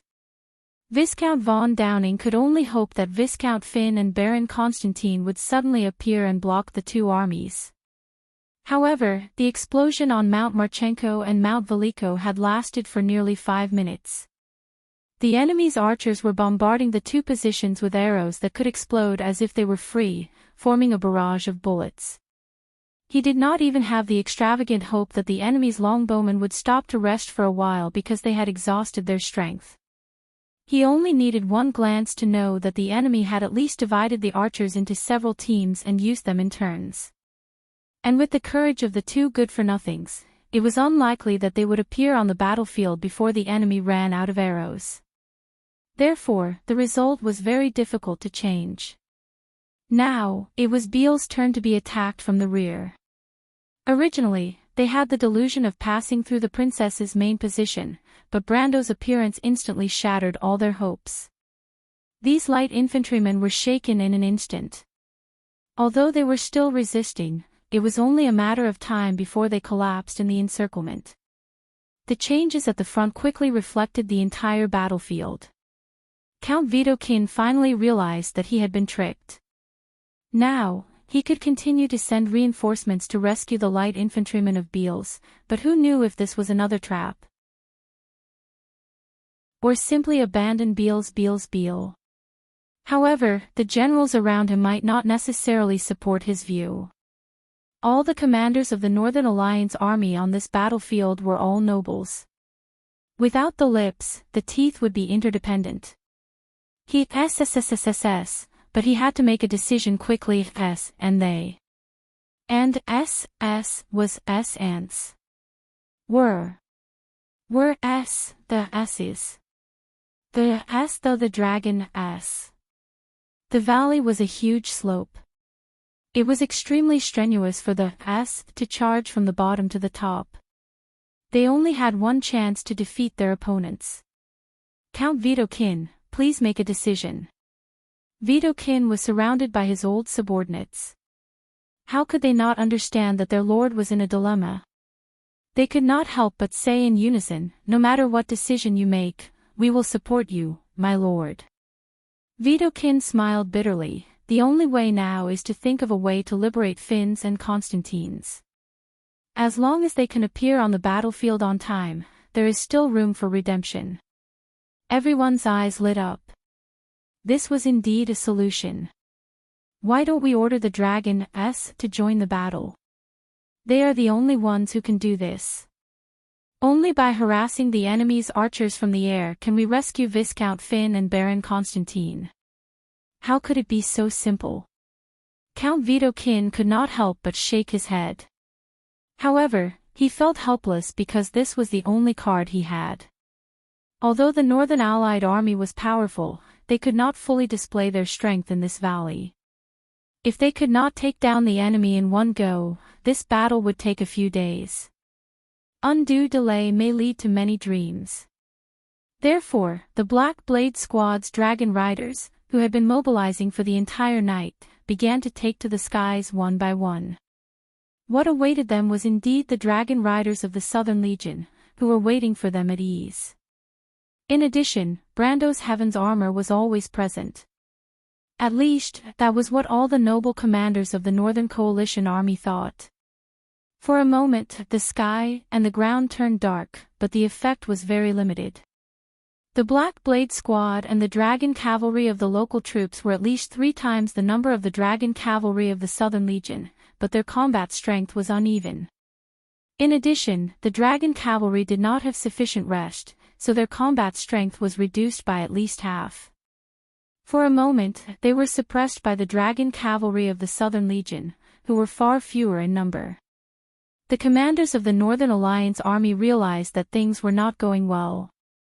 Not only were Finn and Constantine's divisions not liberated, but the battlefield had also fallen into an even bigger stalemate.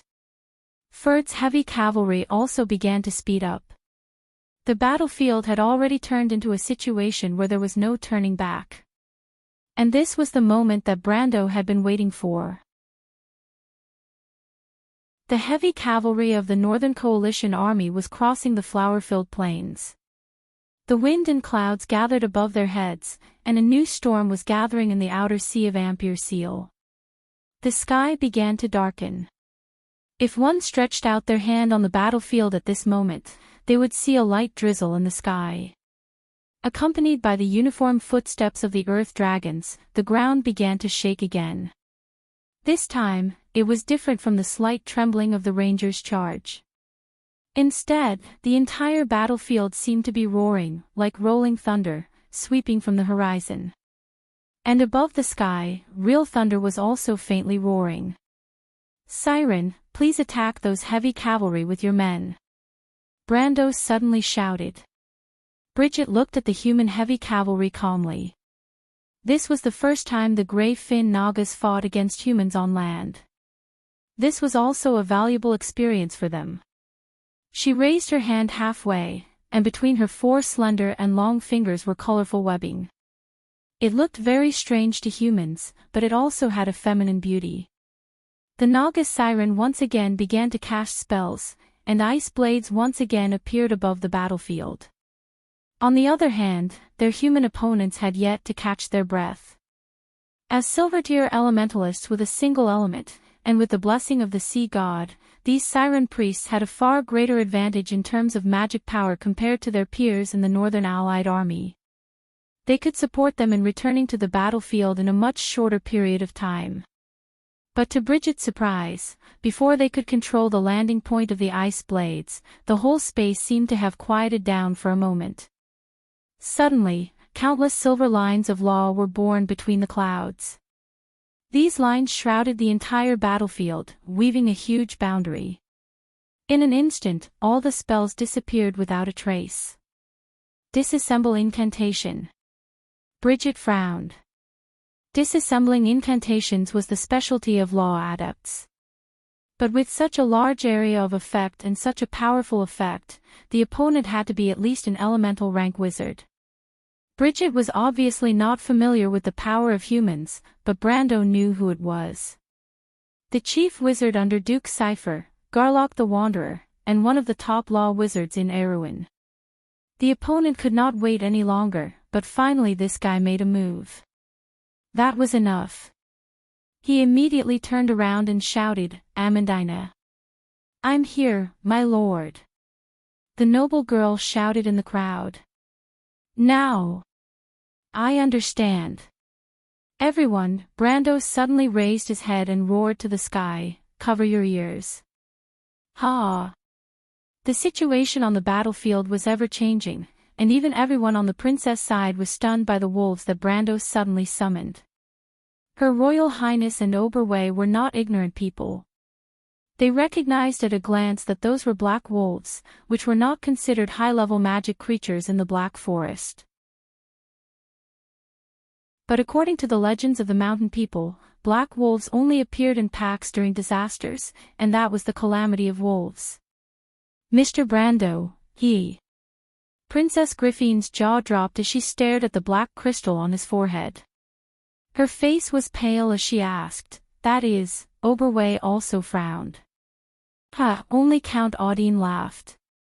The Lord of Darkness herds wolves, before the end of the world, disaster follows. The saying that the black wolves are a sign of disaster is just a nonsense rumor of the witches. Only the mountain people are ignorant and superstitious. I have seen the real calamity of wolves in the loop of trade winds. But even if it is a disaster, humans can overcome it. It was Mr. Brando who made me believe this. Count Audine laughed. Someone can bring light in the darkness. I have seen all of this with my own eyes. Princess Griffin remembered his experience and nodded slightly, but she could not help but look at Brando curiously. But what everyone did not know was that further away, in the forest on the top of Anchor Mountain, an old voice was softly chanting the same words. The Lord of Darkness herds wolves, before the end of the world, disaster follows. In his eyes, there are no secrets in the world. The prophecies are being verified one by one. My king, you are indeed back. Brando's long roar shook the forest, and even the black wolves beside him stopped. The next moment, everyone felt the ground shake slightly. It was not the vibration caused by the heavy cavalry running, but the whole valley shook. Large groups of soldiers fell to the ground as they lost their footing. The heavy cavalry of Ferd's column was even worse. They had just started to accelerate, but they fell to the ground in rows. A large number of knights had broken their necks before they could even enter the battlefield. But no one cared about what was happening on the battlefield. Because a terrible roar was coming from the ground, everyone could not help but look down. The ground was shaking slightly, as if there was some terrible energy brewing below. The faint roar was like the roar of a giant beast. And it was approaching. The source of the loud sound was rapidly approaching the ground, and then everyone looked up. Suddenly, there was a flash in the gloomy sky. It was as if a bolt of lightning had illuminated the entire battlefield. However, that bolt of lightning didn't descend from the rolling dark clouds. Instead, it came from underground. In the direction of Marchenko Mountain, there seemed to be an opening, and a dazzling white light gushed out from below. Viscount Finn is finished. Count Vidokin saw this scene and only had one thought in his mind. He suddenly realized something, turned around in horror, and shouted to his subordinates with his mouth wide open. However, in the vast expanse of white light, a loud sound seemed to drown out everything. After a sharp sound, everything fell silent. Everyone saw the people around them shouting in horror, but they could only see their mouths opening and closing, and no sound came out. The loud sound waves even swallowed all the noise, but strangely, it made the world quiet down, and no one could hear a single sound. Then, the terrifying sound of an explosion swept past like a gust of wind. Everyone subconsciously stepped back, and the terrifying shock wave swept across the battlefield like a bright ring. Then, whether it was the light infantry, heavy infantry, or the knight riding on the drake, they were all lifted up by the gust of wind and flew back more than 10 meters before falling back onto the meadow. At that moment, the whole valley shook, as if the northern branch of the Erek mountain range was about to collapse. The white light instantly cut off the connecting section between Marchenko Mountain and Waliko Mountain. After a long time, when Vidokin finally got up from the ground and regained his senses, he looked at the battlefield in front of him and could not help but feel his mind go blank. The heavy cavalry of the 3rd Division had completely disappeared, and half of the heavy infantry had disappeared. On the other side, Stevenson Division had also disappeared by nearly a third. Marchenko Mountain had almost disappeared, and Waliko Mountain had been cut in half. There was only a deep rift valley left on the ground between the two mountains, and the bottom of the rift valley was like an abyss, surrounded by white fog. But before Count Vidokin could find any suitable order in his muddled mind, the dense white fog seemed to come alive. It kept rising up and then combined into a huge, spinning tornado. Everyone who was still alive could not help but look up at the rapidly expanding storm that was dozens of meters above the ground. It was clearly not just a gust of wind, because everyone felt a huge pressure descending on the battlefield. And then, a majestic voice resounded throughout the battlefield. "Lowly mortals, thank you for breaking the seal for me," a thunderous voice came from the wind. The storm clouds in the sky were gathering above its head, and the rain on the battlefield seemed to have become heavier in an instant. Lightning began to shuttle between the clouds, and then the lightning gathered on the tornado. But I hate it when people disturb the elegance of the silent wind. Amidst the rain. Everyone around Brando was stunned by this sudden change, but he was the only one who looked up at this very familiar scene. He only felt a sense of wonder in his heart. Even the opening lines haven't changed. Then this guy's temper shouldn't have changed much. Ha! On the other side of the battlefield, Garlock the Wanderer's face suddenly changed. The great wizard, who was casting a spell, suddenly turned his head and shouted anxiously to Count Vitokin, "Get your men ready for battle, quick, or it will be too late." In fact, it was already too late. The storm suddenly let out an extremely dissatisfied snort. "What is this?" In the cloud cluster, a silver line of law was looming in the air, and then a bright arc burst out. Disassembly incantation. You actually used a disassembly spell to attack me. You are courting death, vermin. Garlock raised his head and looked at the countless lightning vortexes that suddenly appeared above his head. Then, countless lightning bolts extended from these vortexes. For a moment, lightning and a storm intertwined on the battlefield. To be continued. If you like this work, you are welcome to come to Chidien. Calm to vote for me. Your support is my biggest motivation. Chapter 604. Count Vitokin would never have dreamed that an arrogant behemoth would suddenly appear on the battlefield between the two armies. Even in legends, there was no such bizarre thing. But of course, he would never have thought that this was actually Brando's masterpiece. As early as the night before, Brendel had already buried a large number of disintegration crystals in the seal nodes of the Holy Cathedral. Once the time was up, the seal would naturally explode, and then the Rager Adega, the huge storm elemental that was swaggering on the battlefield, would naturally break free from its leash. Rager Adega was level 71 in the game. In terms of Vaughn's general understanding of strength, he was at the late stage of the law realm. It could be said that he had reached the extreme realm at his peak, but his strength had declined after being sealed. Since this guy was called the Rager, his temper was naturally not good. Due to the contract, Tiamat Code, between Lady Martha and the four elven kings, elemental creatures were naturally sensitive to changes in the law. Lord Adega also hated it when people showed off their law spells in front of him. This was why the Shire had never made a move until now. As a veteran player, Brando would never make such a low-level mistake. But the Northern Coalition army was not so lucky. Garlock the Wanderer had a bad feeling as soon as he made his move. This great mage was already level 65 at the beginning of the game, and he was also a powerhouse of the elemental truth. Powerhouses of his level were usually very sensitive to danger and hostility. He immediately sensed Adega's hostility towards him. Adega was like a huge cloud hovering in the sky above the battlefield. Just its diameter alone was more than a few hundred meters.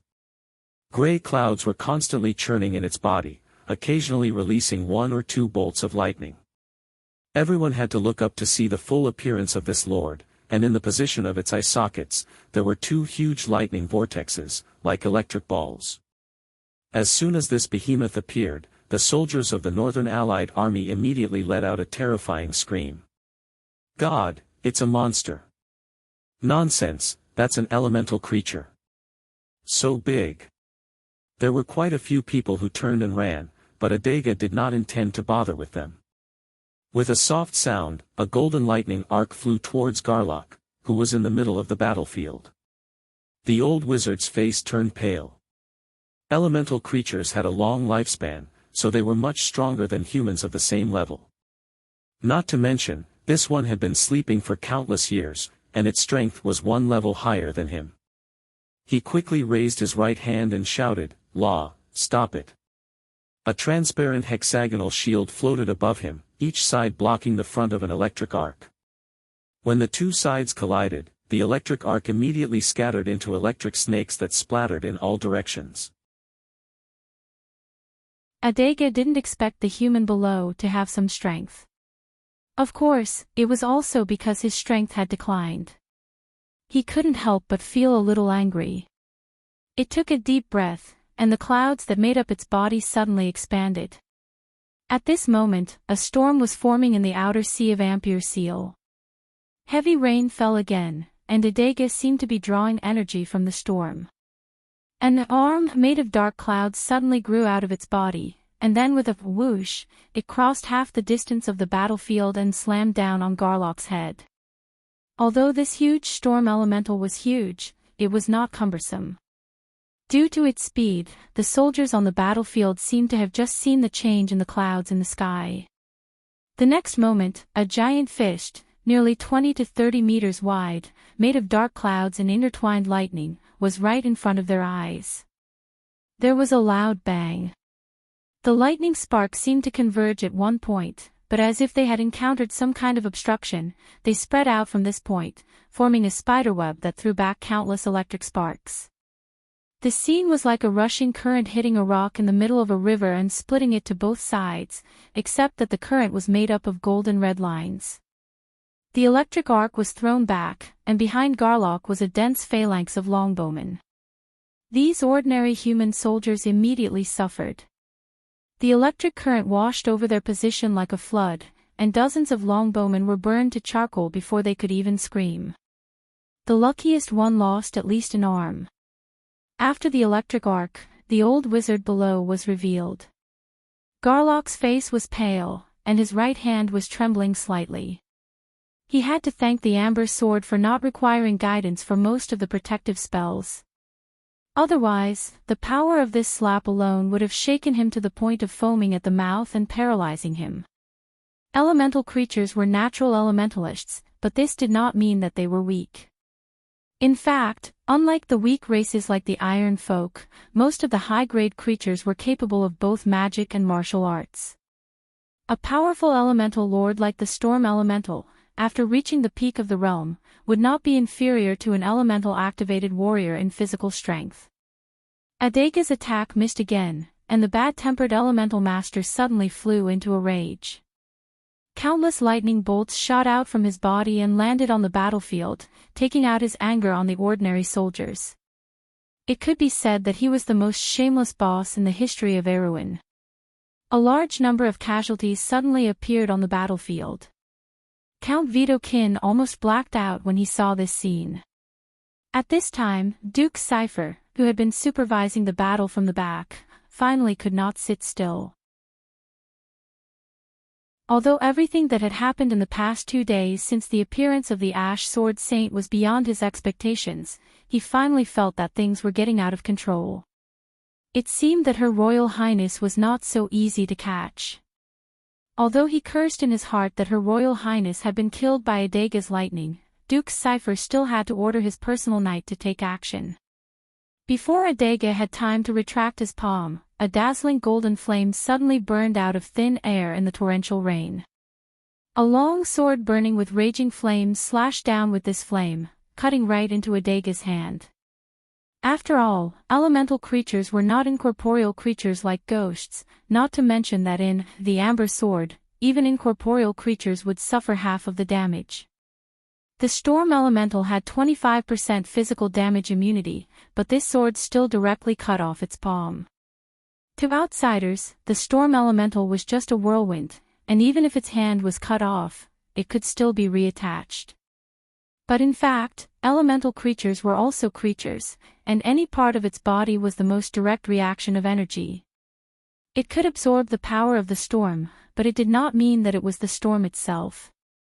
Therefore, Flaming Nicola's sword really cut into its body, causing Adega to let out a scream that shook the forest. Adega was really furious this time. Don't forget that he was not only a supreme master at the peak of the law, but also a boss. Brando knew that even in the real world of Wond, most of the time, it still followed the settings of the Amber Sword. Unfortunately, Flaming Nicholas and Garlock did not understand this. Suddenly, a circle of golden arcs appeared around their bodies. Lightning Cage. This was the second stage. When Adega the Rager appeared, the battlefield was divided into two. Because he knew the breaking point of the seal in advance, Brando lost almost no soldiers in the explosion. Except for a few guys who were blown away and injured by the explosion, there was the idiot Carglass among them. The Northern Coalition army suffered heavy losses. The Finn column and Constantine column, who were lured into the two mountains by Brando in advance, were completely annihilated along with their commanders. The heavy cavalry and heavy infantry of the Field column were almost completely annihilated. Sir Field was lucky not to die, but he was captured by the sergeants of the Wongley Knight Academy who arrived later. 3 columns, nearly 12,000 people, were completely out of the battle. The Northern Coalition army and Brando fought for half the morning, but their losses were not even half of this. This loss was considered a heavy one for the kingdom, even in all the previous battles. Not to mention, the light infantry of Beale who were originally on the battlefield were either killed or captured. As Adega's attention was completely attracted by the unlucky Great Wizard beside Duke Cypher, Brando took the opportunity to order his men to clean up the battlefield. Thus, the light infantry of Beale became the abandoned pawns on the battlefield. After losing hope, they could only disarm and surrender. As a result, the Northern Coalition army lost 4 columns on the battlefield, which was at least a third of the enemy's forces.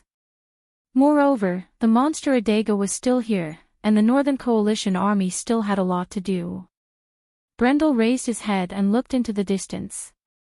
There were already 2 huge electric cages on the battlefield. He couldn't help but laugh.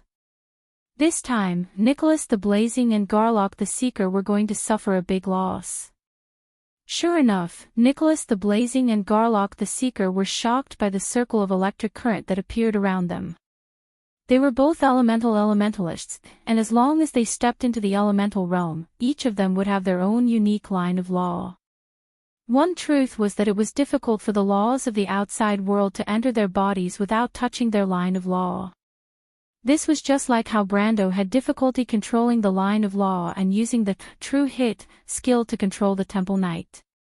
Nicholas the Blazing and Garlock the Seeker did not even think about this possibility, so as soon as the circle of electric current appeared around them, they were caught off guard and slammed into it. Brando could almost imagine their screams. Although both of them were respectable people and had strong characters to be able to reach this point, they did not make a sound. However, this did not mean that they were not injured. In fact, 2 bright electric lights burst out over the battlefield at that time. When the electric lights receded, Garlock the Seeker was still fine. After all, he was a wizard and had many life-saving magic items on him to help him withstand the blow. Nicholas the Blazing was a little embarrassed. His beautiful flame-colored long hair was all burned away, revealing a big shiny bald head. His body was still emitting white smoke. It seemed that this guy would not be called Nicholas the Blazing in the future. In fact, Brando had even thought of a nickname for him, Nicholas the Embers the Bald. Of course, Brando, or Sophie, had a dark heart, but that was not to be mentioned for the time being.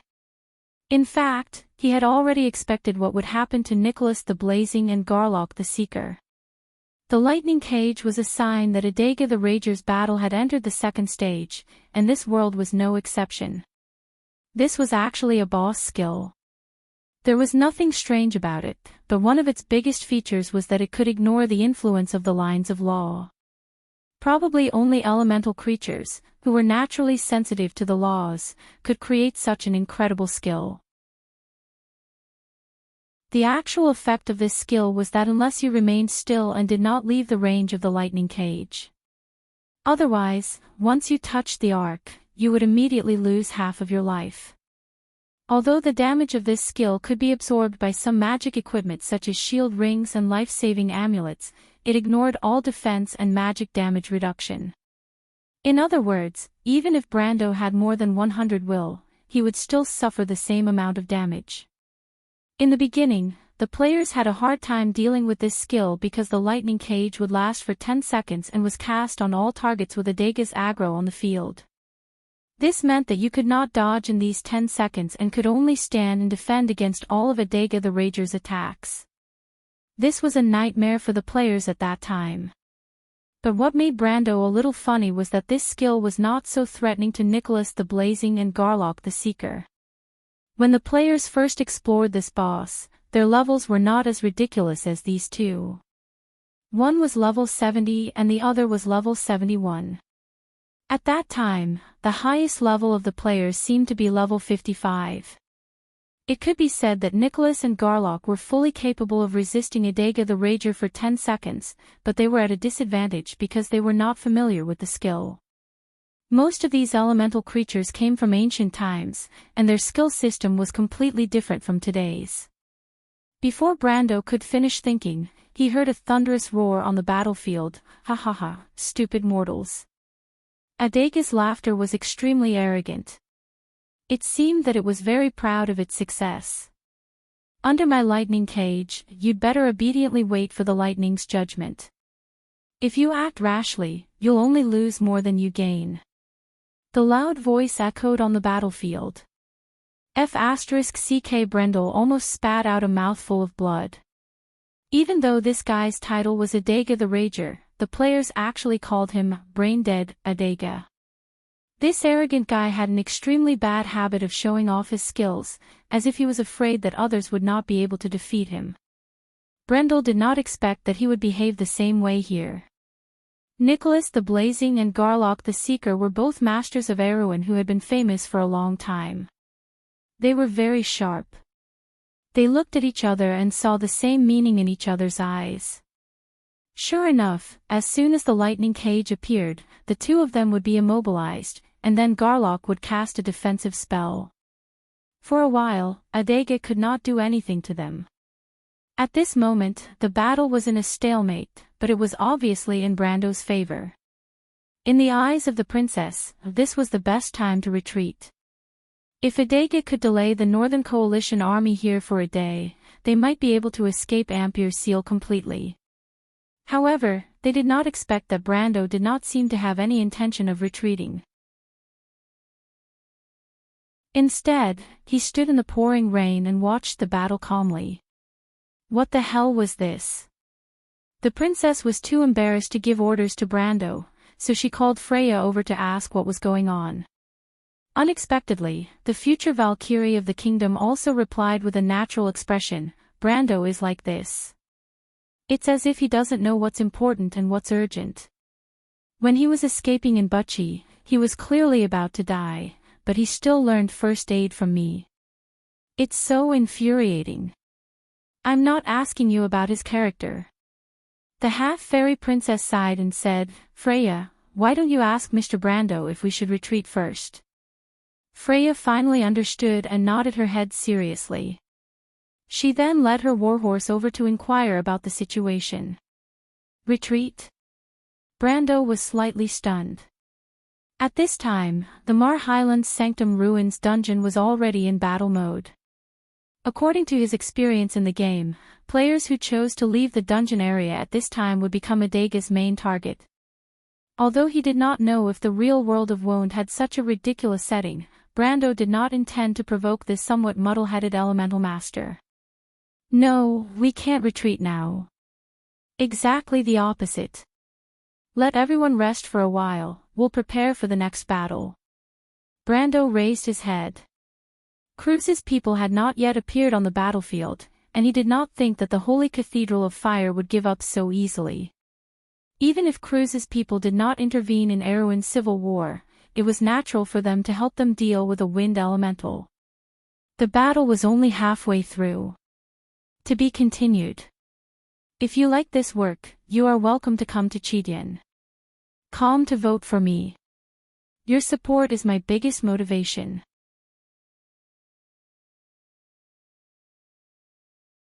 Chapter 605. The Cruz people's epic, Pale Poem, mentioned that the 4 elven kings and their subordinates were the guardians of this world. However, this agreement was only between them and Martha. These elements were violent and furious, and humans rarely got along with them, just like now. After the lightning cage failed to work, Adega the Rager directly jumped into the third stage. Brendel was shocked when he saw this. He immediately lost the mood to watch the show and shouted, "Your Highness, please order everyone to retreat to the foot of Anchor Mountain immediately." Everyone was still confused, but suddenly there was a muffled sound from the ground, like the roar of a building collapsing. They looked up and saw that in the crack where Adega was, countless angry whirlwind elements rushed out from the ruins of the holy temple. At the same time, the purple-black thunder clouds in the sky began to surge and began to rain down lightning storms. That scene was like the final judgment described in the Book of Dark Prophecy. The world was filled with scenes of doomsday. Lightning and fire descended from the clouds, and the Knights of Dusk rode in the rain of fire, burning everything to ashes. Everyone's face was pale, and Count Audine's private soldiers were even more frightened. Princess Griffine's face was also pale, but she calmed down and immediately ordered, "Count Audine, the officers of the Royal Knight Academy, please retreat to the direction of Anchor Mountain immediately. Mr. Brando, please lead our Naga allies and retreat together." Brando looked back at the scene of heaven and earth collapsing. Among everyone present, he was probably the only one who did not feel afraid. Instead, he felt that the scene was so familiar. The desire of a player to explore and adventure burned in his blood. He turned his head again and added, "Remember, do not leave the range of this valley." Princess Griffine looked at him and nodded seriously. In fact, there was no need for orders. The dragon riders of the Southern Legion in the sky had already begun to retreat. After everyone had entered the forest. The last to leave was the Grey Fin Naga. When the sea monster Bridget passed by Brando, she looked at him with her beautiful bright yellow eyes and said in a hoarse voice, "You are not a good commander, but an excellent prophet." Brando's heart skipped a beat as he looked at her in confusion. "You don't have to be surprised. The water told me everything." The sea monster, Bridget, bowed to him and slid into the forest with her ceremonial blade. Her long tail was like a snake. "What did she say to you?" Sonny asked, unable to hide his curiosity. Bridget was one of the Grey Fin Nagas, and he had never seen her color a male creature, be it Naga or human. She said, "I'm a scammer." "Do I look like one to you?" Brando turned around and smiled. Sonny thought for a moment and replied seriously, "I think so." It was indeed very similar, so much so that Princess Griffine waited for everyone to go up the mountain, one step behind Brando to come up last. She looked at the man carefully with her silver eyes and asked, "Mr. Brando, did you already know that this monster was sealed in the ruins of the temple under the Mar Highlands?" She asked the question that was on everyone's mind. If that was not the case, it would not explain why he insisted on fighting the Northern Coalition army here. Moreover, he was the one who ordered the production of the disintegration crystals, so he could not hide the fact that he ordered a group of lizard men to transport the crystals underground. Incidentally, he was also the one who discovered the tunnel that led to the underground. Too many coincidences were no longer coincidences. Brando knew that he could not hide it, so he nodded. Yes. A black wolf the size of a horse passed by him and rubbed its head against his shoulder intimately. Brando touched its furry forehead. The wolf pack passed by the two of them.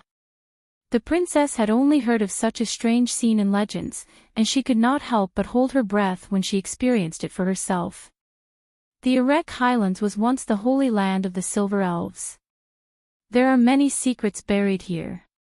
This temple is one of them, and the other is near Fail. That ruin is much bigger than this one.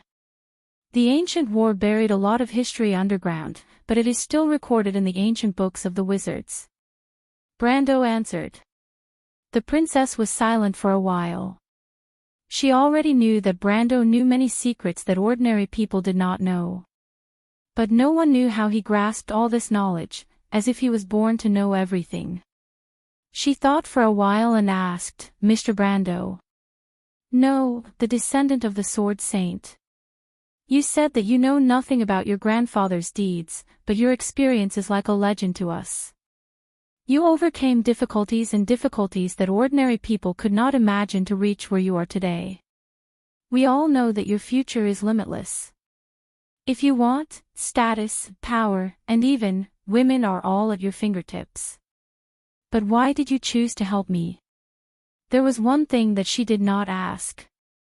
Looking back, it was not hard to see that Brando's every move since he left Fortress Reden was for this day. He did not hide his good impression of her, the Princess of Erewhon, and unconditionally helped the royal family of Covardo during their most difficult time. If Brando came here because of the will of Sword Saint Darius, she would not be surprised. But that was not the case. Brando's legend was his own epic. He did not even know that his grandfather was the famous Sword Saint in Erewhon's history. Princess Griffin did not believe that there was love without reason in this world, just like there was no hatred without reason. She still asked this question. Brando scratched his head. It was not that he did not think of this question, but it was hard for him to answer. He could not say that the love and hatred from his previous life had been passed down to this soul, could he? Ugh. Maybe it's because some people are born to be helped. Besides, the princess is so beautiful, is she not worth helping? Does Mr. Brando intend to use this answer to brush everyone off? I think even your subordinates need a reason, right?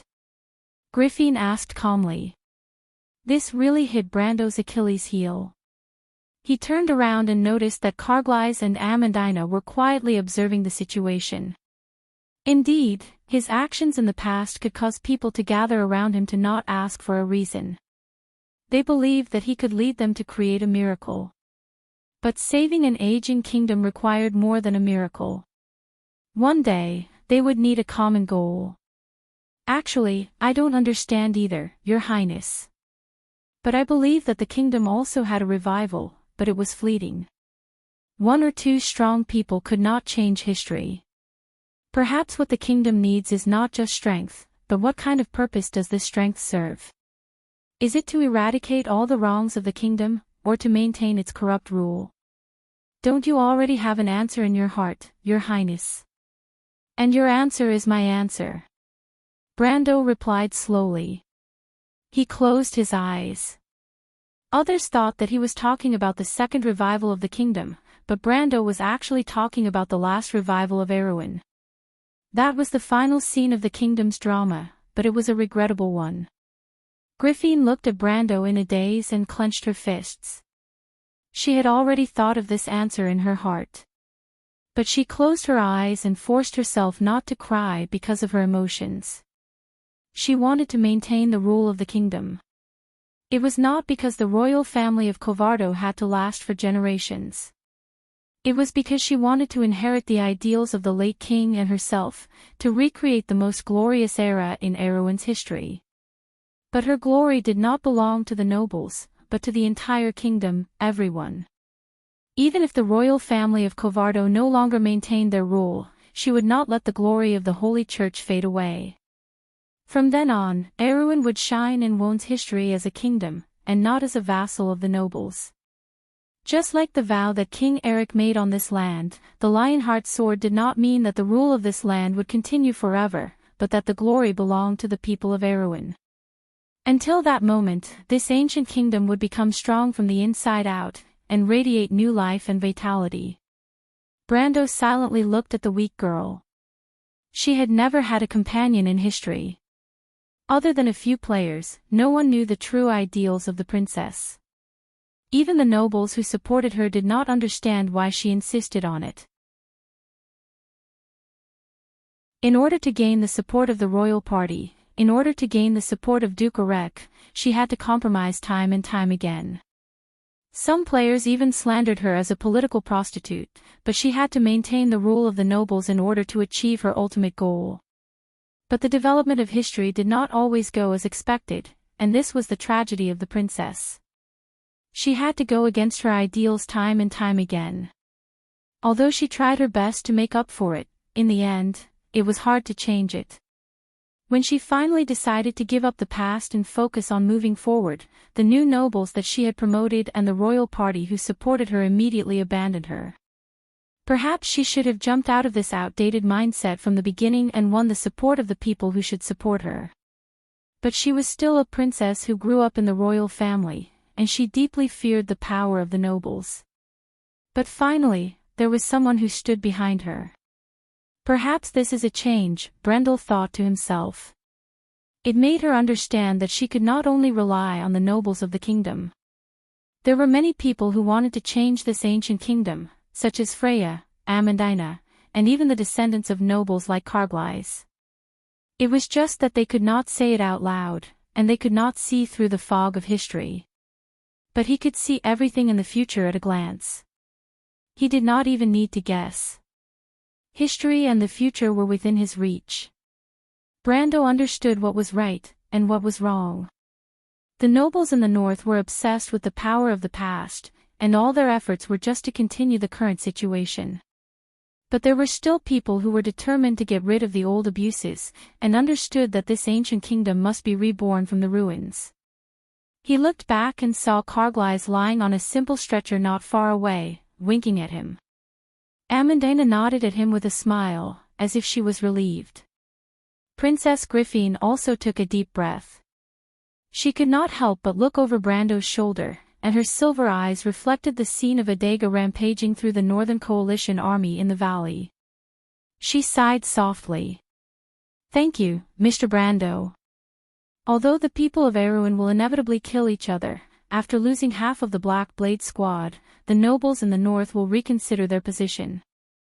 If the Holy Cathedral of Fire does not want Erewhon to fall into a long civil war, they may turn to us and compromise. The kingdom must go through the pain of rebirth, but it is better than slowly bleeding. Ampere Seal has done it all in one battle. Mr. Brando has single-handedly changed the future of Erewhon, and saved more people of Erewhon from the flames of war. I thank you on behalf of this ancient kingdom." She said this from the bottom of her heart. Ampere Seal's crisis seemed dangerous, but it also contained opportunities. The royal faction, the nobles in the north, and herself were all looking for the key to breaking the situation, but the nobles in the north were the first to act. The Holy Cathedral of Fire's participation was unexpected, and the situation was irreversible.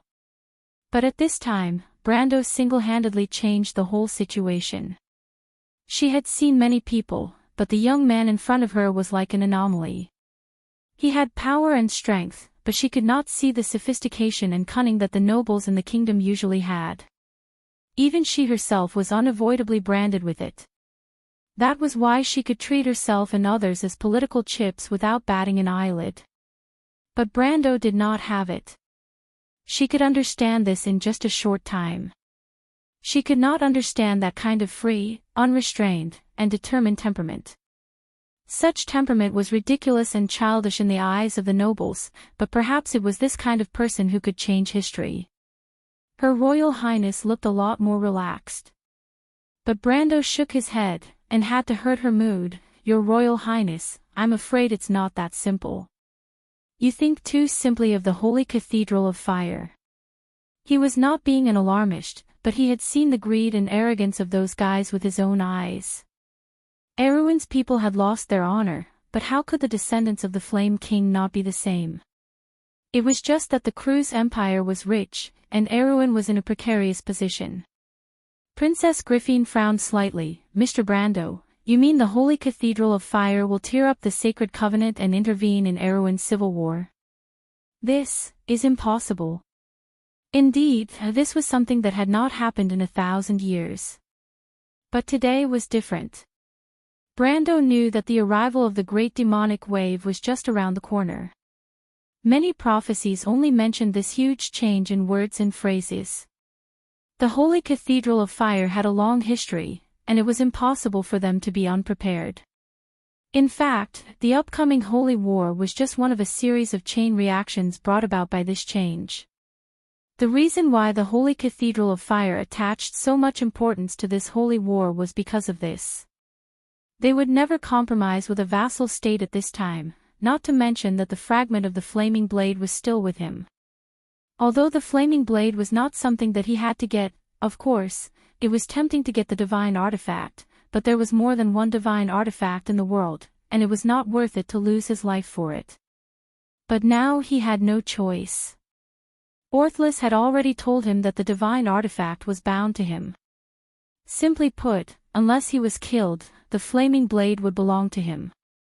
It sounded wonderful, but it was actually very dangerous. Brando glanced at the princess and nodded.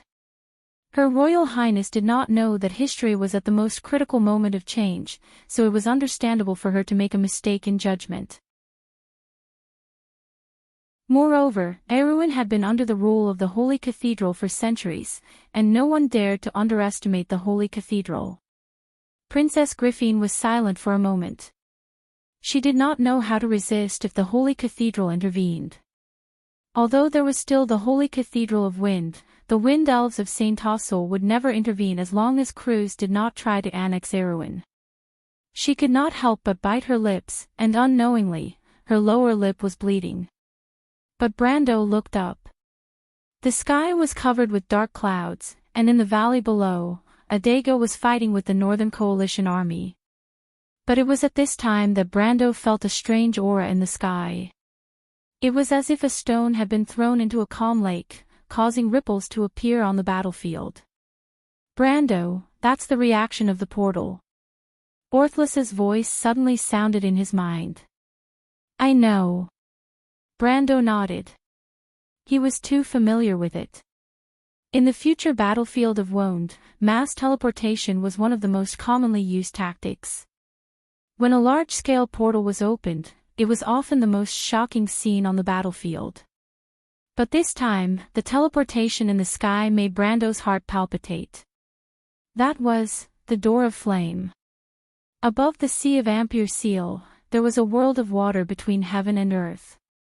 A quiet fleet quietly docked in the sky above St. White Bay.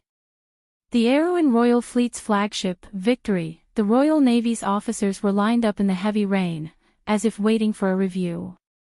In the distant sky, a clear cry pierced through the rain, and an Erewhon wyvern flapped its wings and appeared in the rain. It approached the fleet in an instant, and then landed on the deck of the Victory. The wyvern flapped its wings twice, and a person jumped down from its back. Captain! The officers immediately shouted in unison. Very good. The commander of the Erewhon Royal Fleet's First Fleet, Count Yanalasu, looked at his subordinates and replied seriously, Bring me my coat. Captain! Ampere Seal has entered a state of war. Her Royal Highness ordered the First Fleet to prepare to depart. There was a burst of excited cheers on the deck. Count Yanalasu looked up, and the ship was already busy. The magic power core began to rotate, and a few mages in silver robes came to the magic helm at the highest point of the Victory. Position, my lord.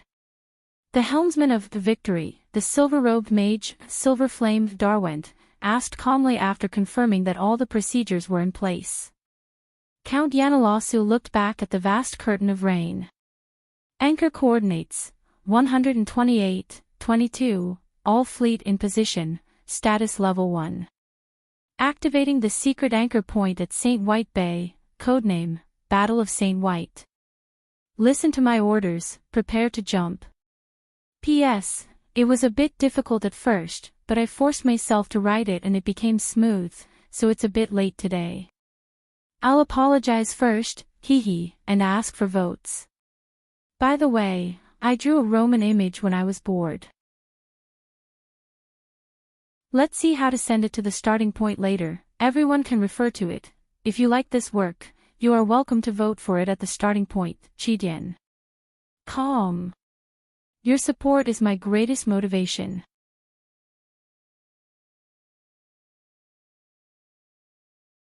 Chapter 606. A streak of lightning flashed across the dark purple sky, and the clouds were boiling like porridge. Suddenly, a red dot appeared in the middle of the sky. Like a falling stone hitting water, a red circle appeared in the sky and spread out for half a mile. There was a soft buzzing sound. Brando, this is. Orthlus's voice was a little cautious. I know. Brendel's face was expressionless as he watched the scene unfold. The soldiers on the princess side in the forest finally noticed the change above their heads. They looked up stiffly and saw a huge shadow gradually appearing under the red circle. It was a battleship. The 4 decks of cannons and the towering stern of the battleship gradually turned from a shadow to reality. Beside it, 3 smaller red circles spread out one by one, and then 3 small frigates appeared one by one in the storm. Then, 12 red dots flashed in the sky. Knight in golden red robes holding flame-shaped swords formed a circle around the fleet. It's the Holy Cathedral of Fire. The fleet of the Holy Cathedral of Fire. The sudden appearance of an unfamiliar army finally affected the entire battlefield. Even Adega could not help but raise his huge head to look at the uninvited guests who had suddenly appeared in midair. Then, the soldiers of the Northern Coalition Army also put down their weapons and looked up. More red dots flashed in the storm, like red butterflies dancing. Every time the red light flashed, a fully armored knight riding on a silver Pegasus was left behind. After that, an even wider red dot spread across several miles of the sky. After the red light, a vast number of soldier monks appeared in the sky.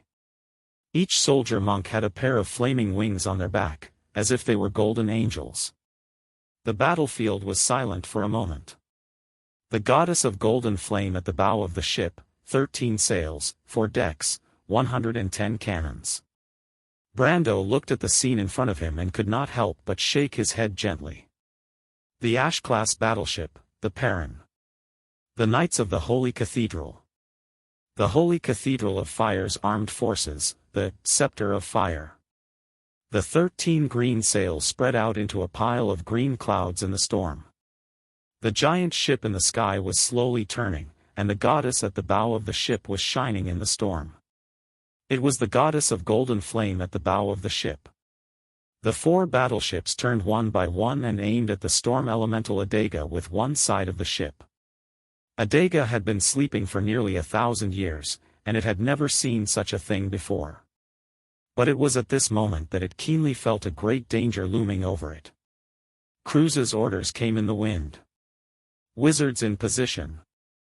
Open the cannons. The next moment, the 4 warships shook violently, and one side of their hull suddenly shot out a fierce flame. Ah! Before anyone could react, Adega the Rager let out a blood-curdling scream that shook the heavens and earth. A bright explosion of fireworks suddenly in the night sky. Cruz's people poured all their firepower on the huge monster. Although the more advanced magic power and disintegration crystals of this era had not yet been developed, and the power of the old-fashioned magic cannons designed by the Hazel people was far from enough to pose a real threat to the storm elemental, the severe pain still made Adega of the Rager subconsciously raise its head. It was at that moment. 11 Knight of the Holy Cathedral raised their swords at the same time and stabbed at Adega's throat. 11 golden rays of light extended from the flame-shaped long swords in their hands, completely penetrating Adega in an instant and locking the monster to the ground like 11 golden threads. Compared to the overwhelming firepower of the 4 battleships before, this was a fatal blow to Adega. 11 masters with elemental activation. Even under normal circumstances, it would not dare to take the attack head-on, let alone hit its vitals. Adega suddenly let out a mournful howl. Lightning flashed in his body and he became shockingly bright, as if he was going to collapse at any time. However, this monster was indeed one of the top bosses in the early versions of the Amber Sword. Even though he was severely injured, he didn't die immediately. Instead, his ferocious nature was aroused. He struck back, waving his huge palm in the air.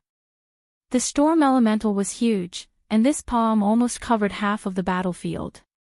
The 11 Knight of the Holy Cathedral did not dare to take it head-on and hurriedly scattered.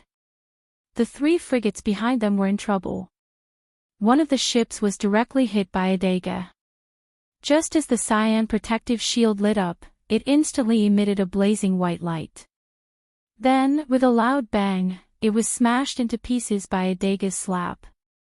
It was swept into the distant hills from midair. About a few seconds later, a bright fireball rose in that direction. But it was at this time. The thick clouds in the sky suddenly moved slightly. The clouds seemed to gather in a vortex in one direction, and in the center of the vortex, a golden red light flashed. Boom! A fiery red beam of light fell from the sky with a loud bang. Like a red sword, it pierced through the head of Adega the Rager in a flash and nailed it to the ground. The storm in the center of the battlefield suddenly stopped. There seemed to be a faint sigh in the wind and rain. Then, in the blink of an eye, countless lightning spread out from Adega's body and tore its body into pieces. It turned into clouds and dissipated in the storm. Then everyone on the battlefield saw a tall knight in a long cloak in the clouds pulling out his long sword from the lightning. It was the deputy commander of the Holy Cathedral Knight Regiment, the Golden Flame Sword Williams. The Northern Coalition army suddenly let out a cheer. It was shocking. Williams, the deputy commander of the Holy Cathedral Knight Regiment, calmly looked at the ants on the ground. There was not a trace of superfluous expression on his face, but golden lines of law surrounded his long cloak. His eyes also turned golden. He held the long sword in his hand and looked down. The rain in the sky turned into white smoke before it could get close to his body, and then merged into the surrounding rain. He did not speak. The ground quickly quieted down. After Adega the storm elemental dissipated, there was only a piece of embers left after the explosion. Those small wind elementals also scattered and fled. No one would think of holding them back. William soon saw the little girl in silver in the forest. At that moment, Princess Griffin also saw him. The young girl stood in the rain with her head held high. Her face was pale and her silver eyes reflected a trace of rain. However, there was a light that was even brighter than before, as if there was a ball of raging flames burning within. At that moment, Williams had an illusion, as if he saw the pair of incomparably bright eyes. But he shook his head and laughed self-deprecatingly. "Little princess, I'll give you a chance. If you bring your men out and surrender, I can spare your lives." William said softly, but his voice seemed to spread throughout the battlefield so that every soldier present could hear it clearly. "How can you do this?" Princess Griffin clenched her fists tightly and gritted her teeth. "You made an oath before the sacred covenant. What did that oath say? You said that you would treat every country under the Holy Cathedral fairly, but today, I only see the Holy Cathedral of Fire belonging to Cruz. If one day the Holy Cathedral of Fire betrays everyone, aren't you afraid of being betrayed by everyone?" Brando saw that her hands were trembling slightly. Williams did not speak, and did not even bother to find an excuse. He replied faintly, "Is this your answer, Princess Griffin? Unfortunately, no matter what you say, you can't change the fact that you must belong to the losing side today. Because this is the will of the Holy Cathedral." Princess Griffin suddenly froze as if struck by lightning, her silver eyes full of grief and indignation. Williams glanced at her and shook his head disdainfully. "Princess Griffin, either surrender. Otherwise, I'll let them die with you. You only have half a minute to think about it." Her voice shook the mountains and fields. Greysword Saint Mephistopheles carried his long sword and suddenly stopped. He looked up and saw a golden red door suddenly open not far in front of him. An old man in a bishop's robe stepped out of it. Then 9 more light doors opened beside him, and 9 knights of the Holy Cathedral came out of them one by one. A circle of people surrounded him directly. Mephistopheles was a little amused. "I just killed a bishop, and here comes another one." The high-ranking priests of the Holy Cathedral of Fire are more numerous than dogs. This obvious sarcasm did not annoy Wood. Instead, the old man smiled slightly. "You don't have to show off your glorious deeds of killing Moros to me. But you are hurrying so slowly. Aren't you afraid that the little guy will be killed by Williams?" Mephistopheles glanced at him angrily. If I say that I am worried, will you make way? Sorry, that won't happen. Then that's it. The two suddenly stopped, looked at each other, and then smiled at the same time. When we were in cruise, thank you for letting me live, but I am not what I used to be. It is not impossible to kill you, Wood, the Ash Sword Saint suddenly said. So, you are really going to do it? Wood asked. Not to that extent. You have your dreams to realize, and I have my homeland to recover. As long as you don't stand in front of me, I won't do anything to you. What's more, you know this. Otherwise, why would you bring so many people to kill me? Mephistopheles glanced at the Knight of the Holy Cathedral and said as if he did not care, besides, it is a bit difficult to deal with you alone. It will be a bit troublesome if there are so many dogs. The Knight of the Holy Cathedral heard this and glared at him, but no one dared to do anything. It was not known whether it was because of the order or because they were afraid of his strength. So, it is better to stop and look at the scenery. Then you go your way, and I go mine. It is not a day or two that you can't catch me. I don't think the Holy Cathedral will bother you because of this. Mephistopheles sneered, they have already lost one bishop, and they don't want to lose a second one. Wood shook his head and looked in the direction of the sea cliff.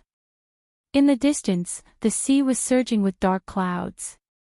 In the storm, the waves formed a white line and smashed into countless waves on the reef. Although I don't know what your relationship with him is, it seems that you are really not worried about that little guy. No, I didn't believe it at first, but now that you are here, I believe it. Mephistopheles shook his head and replied with a smile, I am here, and his purpose has been achieved. Do you understand? Oh.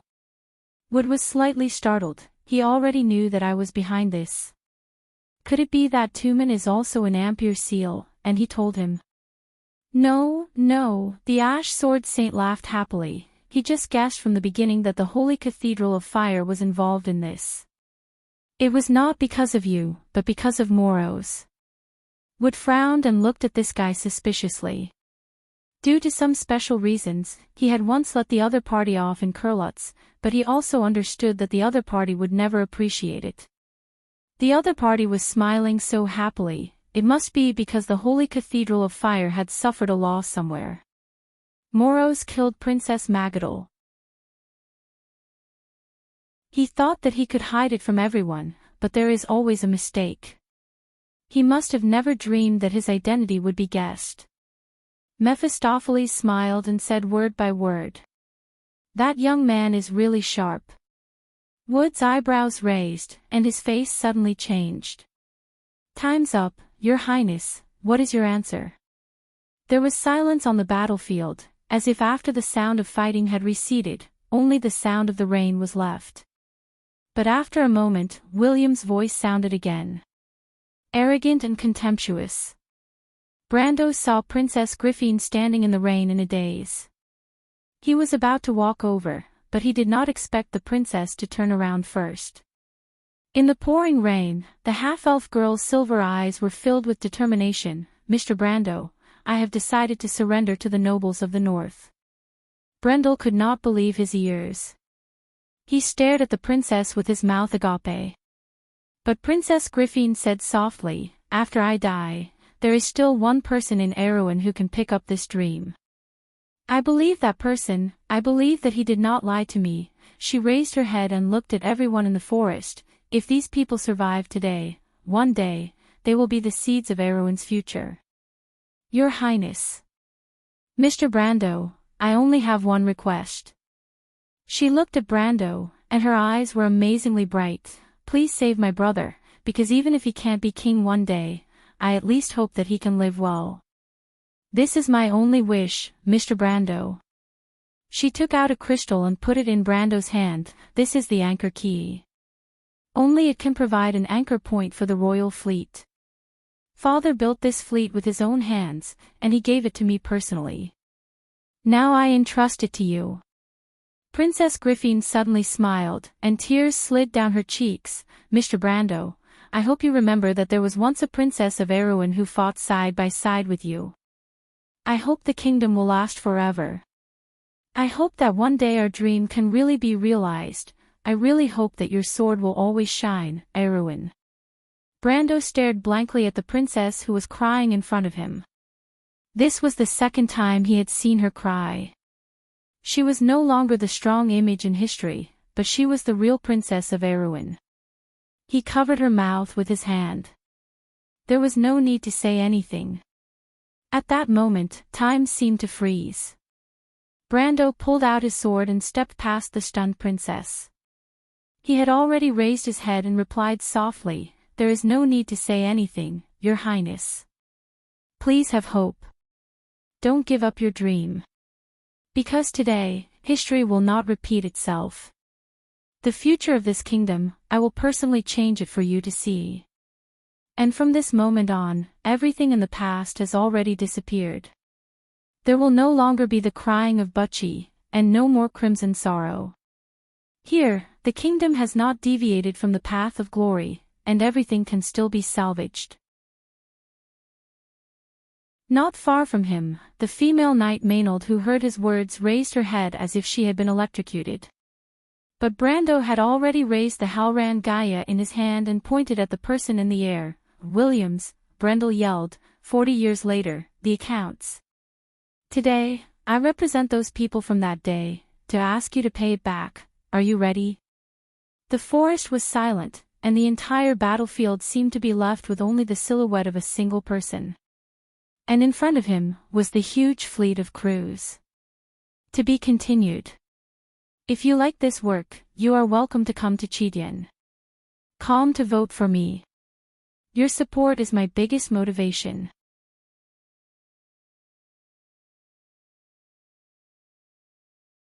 Chapter 607.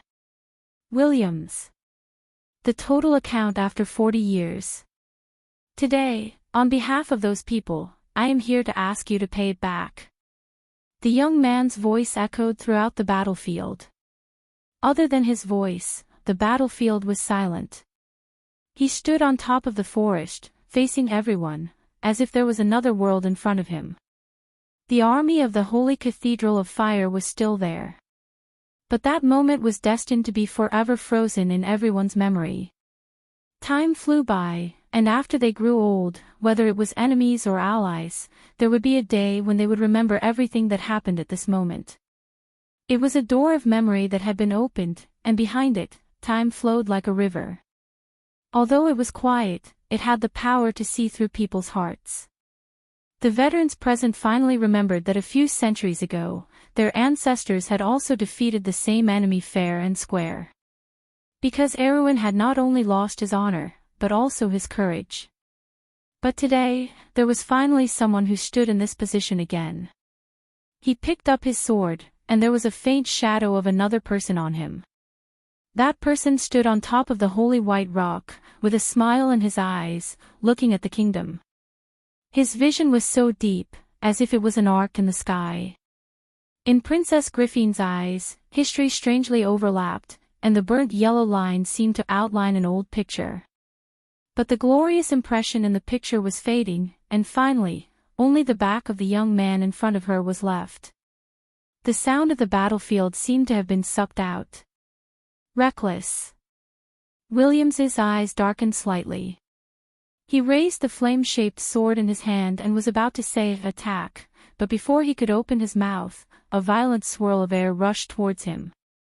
Williams grabbed the swirl of air with his left hand and tore it into pieces, and immediately realized that it was just an ordinary wind bullet. How dare he attack him with something as insignificant as a wind bullet? His heart was filled with cold murderous intent, but at this time, he had already heard Brando order first, attack. Williams was finally enraged. Brando was simply looking down on the dignity of the Holy Cathedral. Even the craziest of cultists would not dare to do such a frivolous act. The authority of the Holy Cathedral was maintained by its majesty above the mortal world. As the deputy commander of the Holy Cathedral Knight Regiment, he would not allow these scoundrels of Erewhon to shake the foundation of the Holy Cathedral. Kill all these heretics. Leave none alive. He coldly gave the order. A great battle was about to break out. The army in the sky immediately spread out. When the divine temple soldiers with flaming wings glided down, it was as if a meteor shower had fallen from the dark clouds, or as if molten steel had been poured down from the sky. It was all crimson.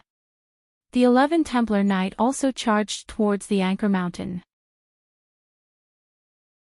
11 powerhouses in the elemental activation realm.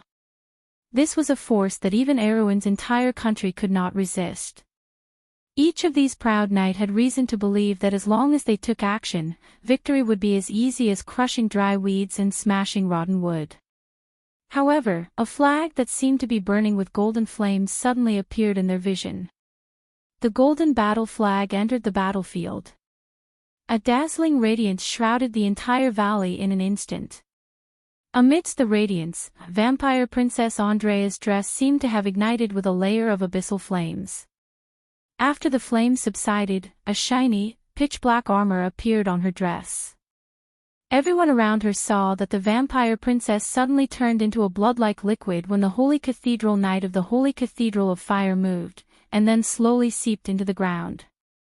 But in the next moment, a drop of blood appeared in mid-air and turned into a ball of blood in an instant. Enrich stepped out of the ball of blood and was already in front of the Holy Cathedral Knight of the Holy Cathedral of Fire. Her eyes were green and red, and the flame of the soul was burning fiercely. The blood in her hand was cast into the air, and the scarlet blood droplets formed a huge crimson moon in the rain. The crimson moon moved forward, and the first Holy Cathedral Knight to block its path was immediately unlucky. It was a secondary flame elemental knight, and his elemental element was related to purification. He subconsciously wrapped his hand in a ball of white flame to block Enrich's crimson moon.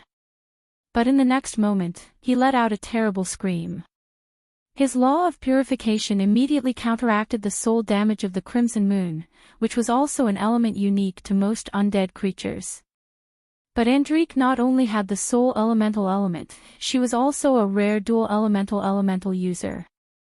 Almost in an instant, her other elemental blood immediately sucked the flesh and blood out of the knight's arm. This is impossible.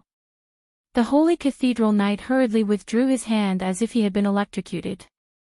Although it was only a moment of contact, when he raised his hand, his left hand was already white and ghastly.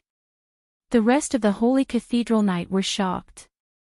They originally thought that Enrich was just an elemental awakener, and had underestimated her. But now they all reacted. The difference between a dual elemental user and a single elemental user was not as simple as 1 + 1 = 2. The combat power it brought was also multiplied.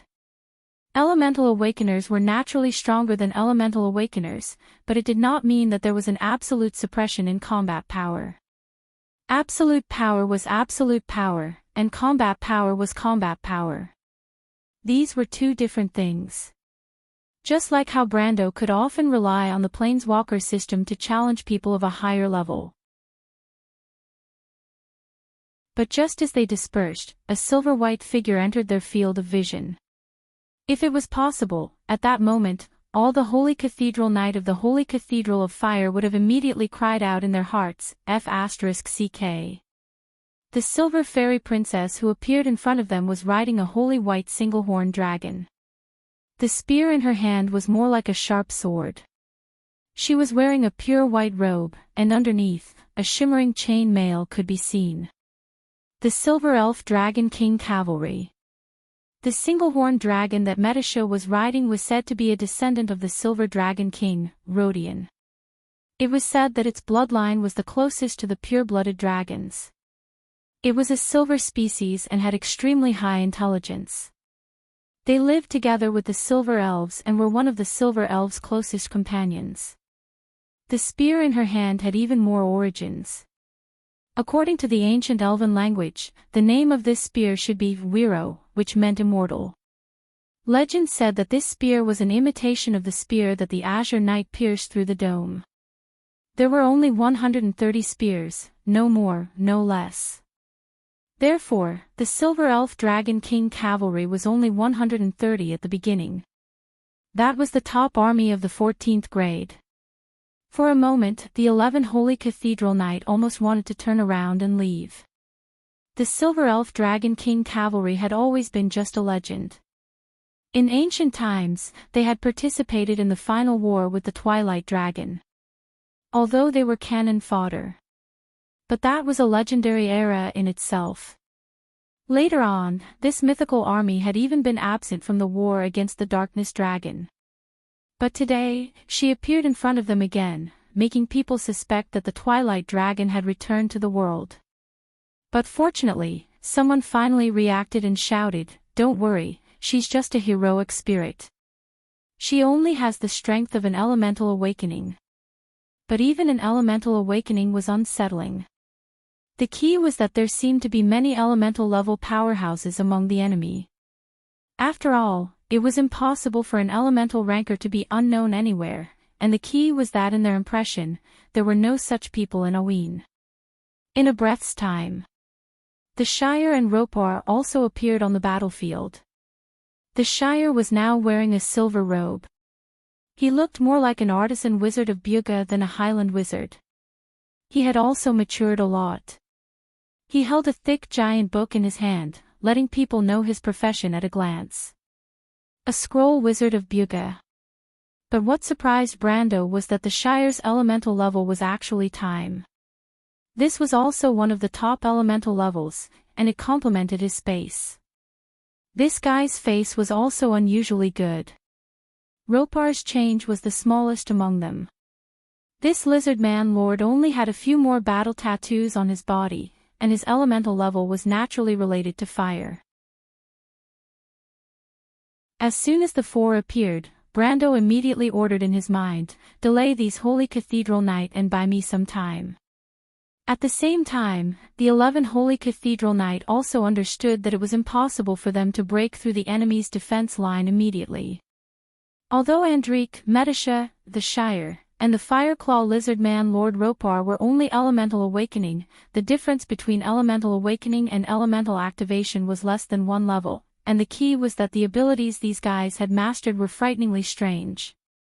Needless to say, there was a dual elemental level, and a Silver Elf Dragon King Knight. The Silver Elves were originally a fighting race, and the Dragon King Knight was a troop class that only existed in legends. Although it seemed that their strength had been greatly reduced after becoming heroic spirits, as long as their combat skills were still retained, no one dared to underestimate them. On the other hand, the Scroll Wizards of Buga were also a difficult opponent. These Scroll Wizards were all experienced librarians, but they were not scholars hired by the Noble's Library. They managed the magic books of the Buga Wizards, and each Scroll Wizard's mind was filled with all kinds of knowledge and some rare spells that had never been heard of in the world. It was just that these Scroll Wizards were addicted to the world of words and rarely appeared anywhere outside of the library. God knows why they were involved in this war. The last remaining Lord of the Fireclaw Lizard Man seemed to be the easiest to deal with, but it was also recognized that no elemental creatures or semi-elemental creatures in the elemental realm were easy to deal with. Seeing these people, not only the Holy Cathedral Knight below, but even Williams, who was watching the battle from the top, frowned for a moment. The Shire's appearance made him feel a little uneasy. If the Silver Folk also intervened in this war, it was likely to drag the Holy Cathedral into a protracted diplomatic dispute. But the Buga Wizards should not be so reckless. He could only hope that the Shire's appearance was just a personal act. Williams pressed the hilt of his sword and calmed down again. Although there were some variables, the balance of the battlefield was still far from his side. Since the princess's side did not know what was good for them, he did not mind teaching them a lesson with facts. Exactly. Brando ordered his summoned creatures to temporarily block the top power of the Holy Cathedral of Fire, but this was not enough to change the overall situation on the battlefield. In coordination with the attack of the Holy Cathedral of Fire, the Northern Coalition army also sounded the horn. After overcoming various difficulties, the black mass of the army began to regroup and advance again. It was just that the soldiers were not so enthusiastic. Erewhon's people finally understood that they were not willing to fight side by side with the crew's people and kill their own people. The nobles had to curse and drive their soldiers forward, so there was a spectacle on the battlefield. The noble lords and the knight beside them had to form rows of supervisors to monitor their army's advance. It was just like the scene of the crew's people driving their slave army. But even so, the pressure of the army was still suffocating. The nobles' private soldiers under Audine did not know what was going on. They looked at the golden meteors in the sky, shooting straight in the direction of Anchor Mountain. And the army on the ground was advancing like a black cloud. It was a scene of doomsday. If they had the confidence to fight against the Northern Coalition army before, they were now at a loss. Could this battle still be fought? Opposite them was the alliance of the Holy Cathedral of Fire and the Northern Coalition army. No matter which side it was, they seemed to be somewhat unbeatable, let alone working together. Count Audine tried to reinvigorate the morale of his men, but the results were limited. The Count could not help but sigh. At this time, the Northern Coalition army had already crossed the stream that had begun to surge in the storm and was ready to enter the forest.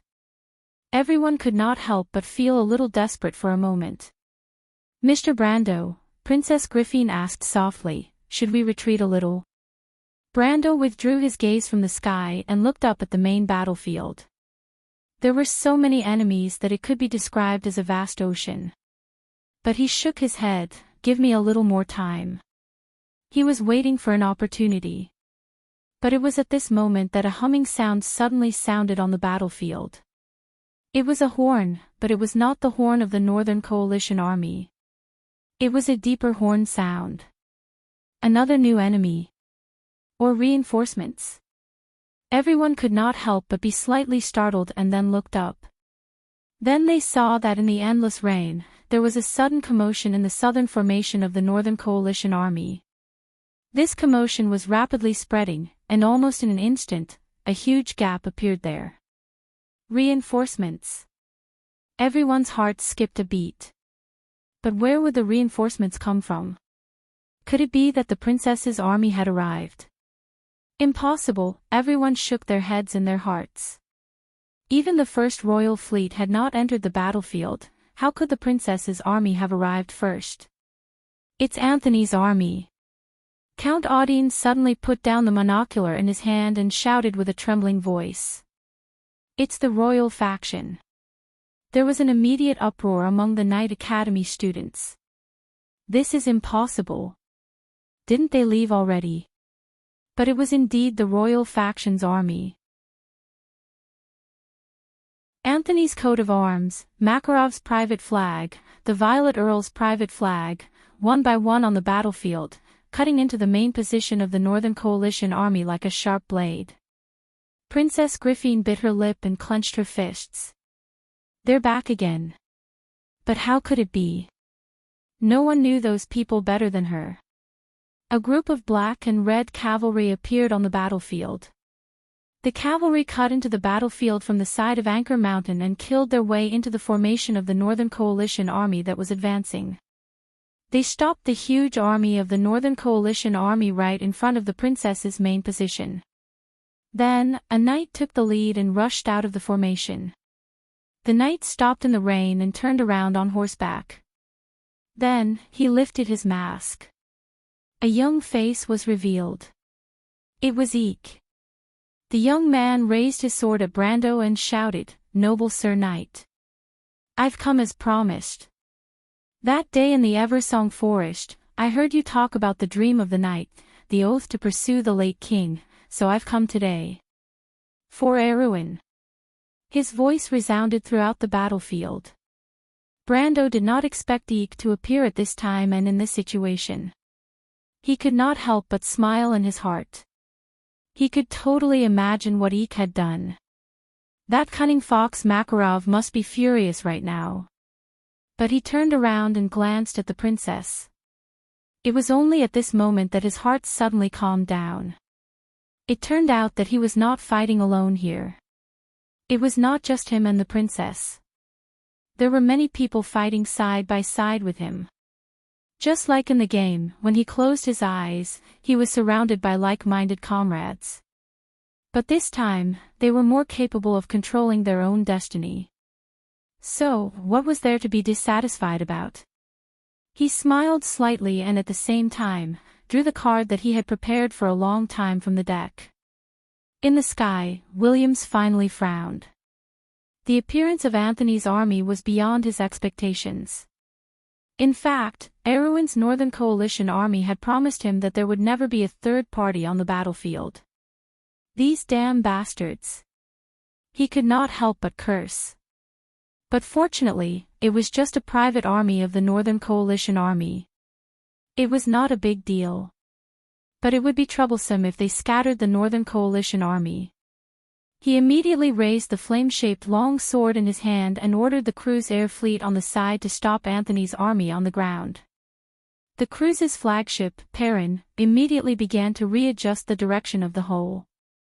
The black hole of the cannon was aimed at the flank of the Northern Coalition army, in the direction where Anthony's army appeared. But the wizards on the 3 warships did not have time to test the landing point of the magic cannon's first shot. Suddenly, there was a fish scale-like fluctuation in the space in front of the fleet. The space was in chaos. The chief wizard on the frigate Taylor screamed, "The portal is reacting, it's a new enemy. Fire! Fire!" The 3 Kurlutzian warships fired subconsciously, and a bright fire suddenly exploded in the rain. But it was still a little late. For green halos suddenly opened in the transparent space, and the shadows of 4 black square towers slowly emerged behind them. Floating space towers. Tower wizards. It's the tower wizards. Why are they here? P.S. It took some time to check something. Sorry, 5,000 words to make up for it. I'll consider it when the time is right. To be continued. If you like this work, you are welcome to come to Chidien. Come to vote for me. Your support is my biggest motivation.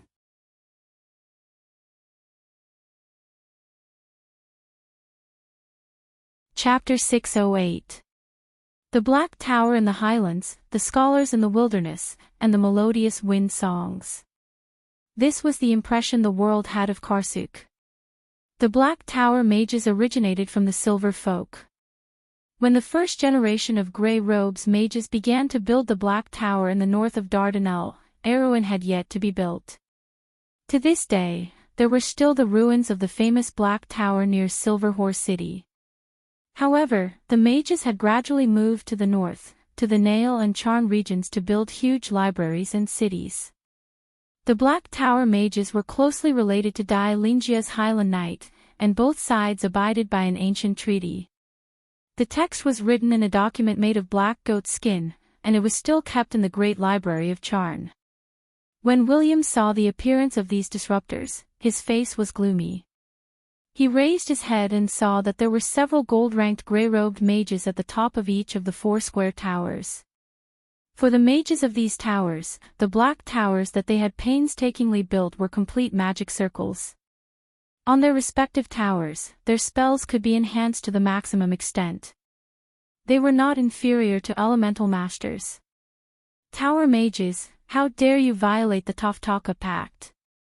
However, the Grey Wizard did not care about him at all. The moment the Black Tower appeared, the sound of magic chanting could be heard in the heavy rain. Lord of Calamity of the Azure, please grant me the authority of the elements, Deep Ice Spear. A slanted white light circle appeared on top of each of the 4 towers. The runes and spells on it rotated and converged at one point, then shot out a blue translucent light belt towards the Holy Cathedral of Fire's fleet. The 3 floating battleships of the Holy Cathedral of Fire immediately sounded like a shrill alarm, and the commanders screamed. The Perrin and Taylor immediately began to maneuver and evade against common sense. The magic core of the floating magic ship let out a sizzling sound, and the outer shell burst out with blue electric arcs one after another. Williams clenched his teeth and swung his sword in that direction. The golden-red sword light was like a flaming whip in the night sky, lashing out at least 1,000 feet away. But it was actually an irregular derivative line of the law. The hot golden line that was moving forward in a zigzag line instantly cut off 3 of the blue light ribbons, and the remaining one still brushed past the bottom keel of the Taylor frigate. With a crisp crash, the mithril frigate was immediately covered in a layer of solid ice that was as thick as an arm. Rainwater flowed down the solid ice and instantly froze into long icicles. The huge weight caused the USS Taylor to sink slightly. Williams disappeared from the sky and appeared in front of the 4 square towers in the next instant. This was not teleportation. Instead, his movements were too fast for the naked eye to catch. Wizards of the Tower, you better give me an explanation. The cruise people are really arrogant. We have long since severed all ties with the Silver Alliance, so please call us Adepts of the Black Tower, Sir Williams. Williams looked coldly at the wizards on the tower. As for why we are here, this is Erewhon's civil war. We chose to support the Corvado royal family. It doesn't seem to have anything to do with you cruise people. Princess Griffin could not help but gently press her chest when she heard this from the forest below. Her slender fingers clenched into a fist. But of course, she knew that these wizards who stood aloof from worldly affairs would not support her for no reason. The only one who was related to them was the former genius of the Peloche family, the Shire. And the descendants of the Earth Sword Saint, Darius, who were related to him. She looked at Brando. The Corvado royal family is involved with the pagans. In the eyes of the Holy Cathedral of Fire, they are not qualified to inherit the throne. Wizards of the Tower, the holy war is imminent. I advise you not to get involved in this dispute. Williams raised his hand, and the entire battlefield suddenly stopped. The soldiers of the Holy Cathedral of Fire and the 200 Pegasus Knights suddenly stood still in midair. The Northern Allied army also retreated like the tide, distancing themselves from the Knights of Anthony. The Wizards of the Tower were a huge problem. He really did not want to involve them in this whirlpool that was getting bigger and bigger. What a joke. An angry rebuke. Brendel's hand was still holding on to the golden card, but he suddenly stopped. He looked up and coldly interrupted Williams. The Corvado royal family is involved with the pagans. Just based on your words alone. Williams was interrupted by Brando. His face turned green, and he replied coldly, naturally, I can represent the Holy Cathedral here. I don't care to explain to a sinner like you. You just need to know that the Holy Cathedral will never make mistakes. Brando smiled contemptuously.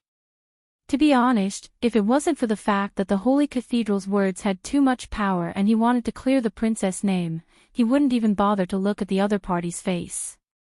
In his opinion, the historical Williams was a complete brainless child. It's up to you to decide whether it's right or wrong. Naturally, there will never be a mistake. Unfortunately, Saint Tassel, Fanzin, and even Eloranta won't agree with your bullshit. The Holy Cathedral will never make a mistake. Is the history of the Bishop of Russ's region bribing all for one during the year of separation a myth? What Bishop of Russ's region? William's expression changed slightly, and his hand was pressed on the hilt of his sword. The Bishop of Russ's region, Hanfuck, was close to the people and was once a strong candidate for the central priest. Later, he disappeared inexplicably. The Holy Cathedral announced that he died of illness. It's ridiculous that a priest can die of illness. Could it be that dispelling illness is a divine spell that you worked hard to develop after the year of separation? Why do I remember that it was a spell that existed as early as the year of the saints? William's face showed signs of turning from green to black, but Brando did not intend to let him go. To be honest, the Holy Cathedral of Fire was a huge organization, and there were countless regional archbishops. Border areas like Erewhon had long been infiltrated like a sieve. Amon, whom he met in the loop of trade winds, was not the first all-for-one spy, and would not be the last. The funny thing is that the dignified Holy Cathedral of Fire is so stifled even when it comes to finding an excuse. Perhaps the organization is too rigid and bureaucratic, but fortunately, your authority is indeed deeply rooted in the people's hearts, and no one will pursue such a bizarre reason. But you don't really think that all the countries on the continent except for Cruz are fools, do you? Brando's words seemed to have frozen the battlefield. His words were definitely treacherous in the past, and for thousands of years, the civilians under the rule of the four holy cathedrals had never thought of questioning the authority of the Supreme. But this was like a piece of window paper. As long as it was poked through, it was enough to raise doubts in the hearts of most people. Besides, it was not that the nobles did not suspect that there was something fishy behind this, but they were well aware of it. Brando continued, "Besides, do you really think that no one knows all the secrets here? Don't forget that there are too many pairs of eyes in this world. Wizards record history, astrologers predict the future, and only you think that you can hide from the world. Although the religious events in the Rus area have been dusty for nearly 3 centuries, there are many documents in Buga and White City. Even under the rule of the Holy Cathedral of Fire, there are still many descendants of those who know about it in Jaka and Erideb. You think I'm lying? Then let me tell you, the First Era, 101, in West Chiefran, enough." Williams looked at Brando as if he had seen a ghost. What Brando said was the most strictly guarded secret of the Holy Cathedral of Fire. In fact, the upper echelons of the Holy Cathedral of Fire were aware of the infiltration from below, but it could not be helped. They could not make everything public because authority was everything to the Holy Cathedral. But the question was, how did he know? When Brando said the First Era, 101, Williams felt as if he had been stabbed in the chest by a sword, which happened to be the most critical point of the religious case. He did not know how Brando knew these details, but he was sure that if this was a nightmare, then Brando must be the biggest nightmare in front of him right now. With such a serious leak, even if he was implicated, he would end up in big trouble in the end. Although he was the deputy commander of the Holy Cathedral of Knights, do not forget that although the Holy Cathedral of Knights only had one commander, there were 7 deputy commanders. This is the difference between a sage and a mortal. The people's hearts are in turmoil, and being bought by the cultists can only mean that he has fallen into depravity. What does it have to do with the Holy Cathedral?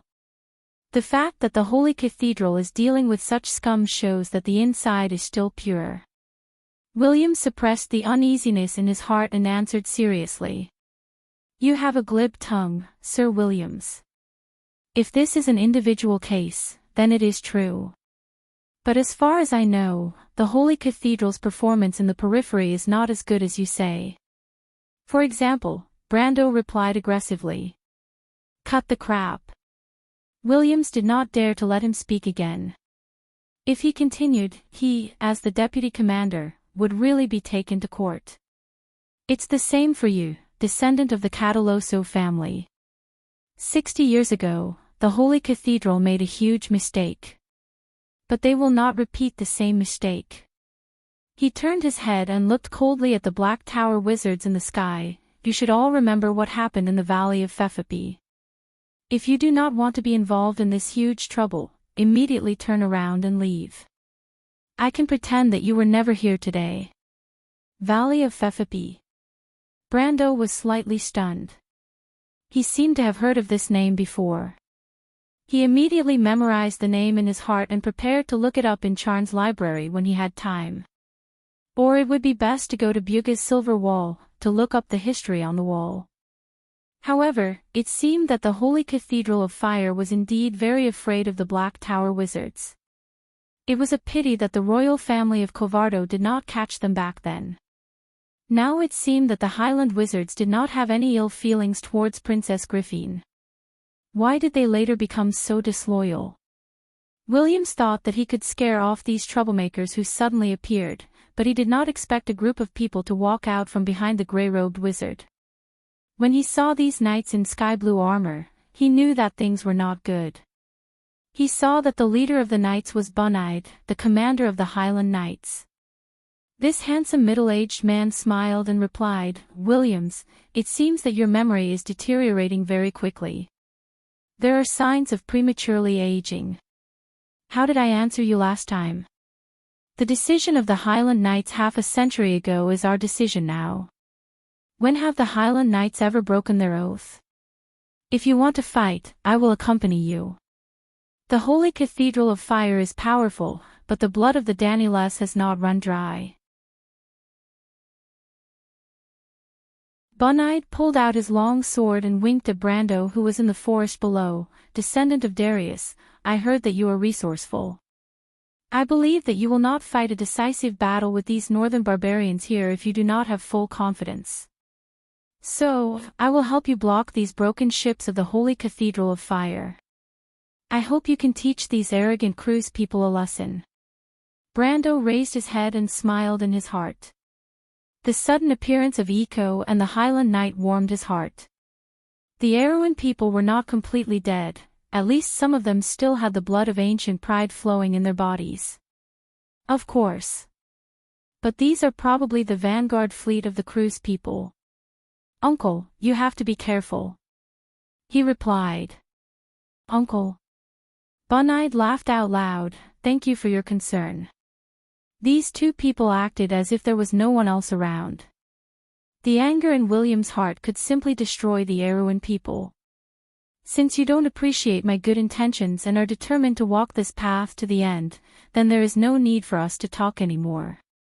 He knew that if he did not kill Brando today based on his previous words, he would probably be sent to the Inquisition tomorrow. He took one last look at the Danal Highland Knight and did not say another word. The negotiations broke down and the attack continued. The Northern Coalition army was regrouping. In fact, Anthony's army also needed time to adjust. But the battle was about to break out. Brando lowered his head and shouted to Eco, who was not far away, Eco, can you stop the northern barbarians? It's a little troublesome. Eco waved his sword, I didn't expect there to be so many of them. Brando almost fainted.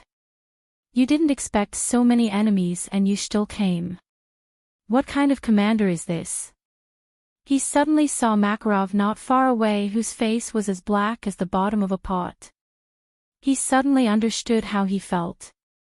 But Eco just smiled faintly and said, but it doesn't matter. The knight is only seeking death for the sake of his ideals. Brando shook his head. This guy is really crazy. But he did not want to die here with this dumb knight.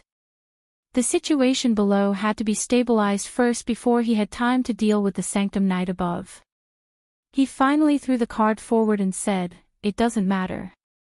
In that case, let me help you. How do you help? Brando did not need to answer. Because the grimoire of life was entering the field. A ball of pure white light was rising from the Anchor Mountains. It was like the first light in the darkness, giving life and spirit, described in the epic of the crew's creation. Suddenly, a huge book emitting the purest power of life appeared in front of Brando. At that moment, he abandoned the Sea Wave gem and used the Sea Wave gem's feature of sacrificing this card, choose any card in your hand, and make it enter the field for free, to put in the 25-cost grimoire of life without any cost. Life, Martha's domain. The majestic power swept through the entire battlefield in an instant.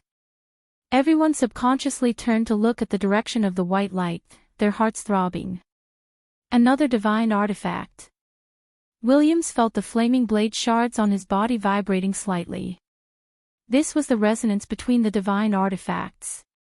But the power of the divine artifact was far greater than that of Flaming Blade Odorfice, because he could deeply feel the reverence of the flaming blade shards. He raised his head just in time to see Brando's second spell. A white halo spread out from the young man's hand. Isn't this guy a swordsman? Williams thought. In fact, Brando was showing the mana cost of the Eternal Orb. The ability of the Eternal Orb was to tap and pay 5 mana to choose the next card to enter the field and provide a perfect copy. Brando paid 5 mana and copied the Grimoire of Life. When the 2 Grimoires of Life appeared in the sky above the battlefield, everyone's mind went blank. The twin holy artifacts. Williams immediately had a bad feeling, although Brando hadn't launched an attack yet. But he also roughly guessed the other's profession. He clearly noticed that the 2 books of divine artifacts were summoned into the battlefield by Brando. Although he didn't know what Brando wanted to do, even the prerequisite summon was a divine artifact. How bad could the follow-up be? For the first time, the deputy leader of the Knights Templar felt that the battlefield was out of his expectations. He never dreamed that a young man who was just elemental awakening would have such a backup plan.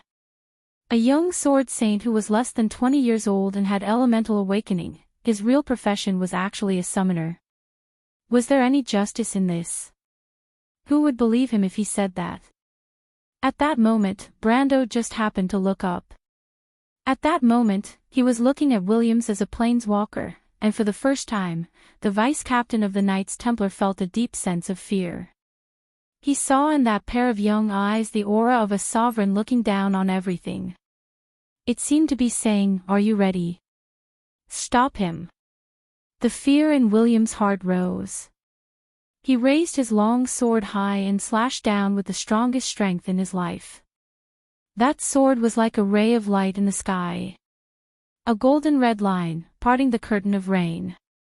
The lines of the law surrounded the blade, like the hand of God smoothing out the darkness. With one slash, almost half of the sky was shining with the power of the law. At that moment, William's heart seemed to touch the boundary between life and death. A spiral peak suddenly appeared above his head, and the law spread out in all directions like a line. Then he saw the extreme plains. It was pure white. The Black Tower wizards immediately noticed the abnormality of this sword. Bun-eyed was the same. Although they couldn't understand the understanding of the ultimate power after igniting the fire seed of the blossom element. However, Bun-eyed felt a deep shudder in the air. Williams had actually advanced at this juncture. Was this scientific?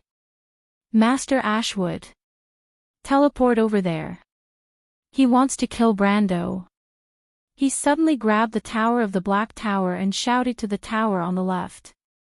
The gray robe wizard only hesitated for a moment, and suddenly clapped his hands.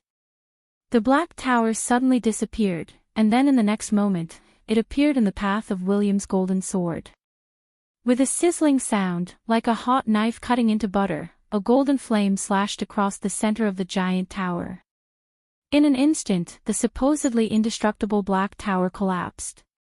The gray robe wizards on top of it immediately scattered and flew to the other giant towers. And William's golden sword flame was still moving forward, and it was not even blocked at all. Ah, the extreme realm. Bun-eyed finally realized what happened, and the second half of his sentence was stuck in his throat. Williams suddenly opened his eyes. His eyes were calm, and he gently exhaled. Unfortunately, it was still a little short. But this attack was indeed at the level of the extreme realm. He quietly looked at the line of golden law and the curtain of rain that was sweeping across half of the sky, approaching the treetop, and was about to hit Brando directly. This was the power of the extreme realm. But it was at this moment. Countless pure white light shields suddenly appeared in front of Brando, and each shield blocked in front of William's golden law. Each shield deflected the most powerful attack of the vice-commander of the Holy Cathedral Knights Order, as if a gentle hand was smoothing these hot golden lines one by one. In an instant, the golden flame that covered half of the sky was swallowed by darkness. It did not even hurt Brando at all. Brando still looked up at Williams, and used his mouth to answer the endless questions in the eyes of the Holy Cathedral's high-ranking member, Enroldo's Holy Ring, 10 points. Enroldo's Holy Ring, Paradise of Adversity X, 10 points, spell, instant, effect, the next attack will be ineffective. Sanctuary, William's hand was completely frozen in the air. Almost everyone on the battlefield was stunned. P.S. Oh, it's finally starting. Sob sob, I've been writing for so long. It feels like a century. Everyone, please give me some monthly votes. To be continued. If you like this work, you are welcome to come to Chidian. Calm to vote for me. Your support is my biggest motivation.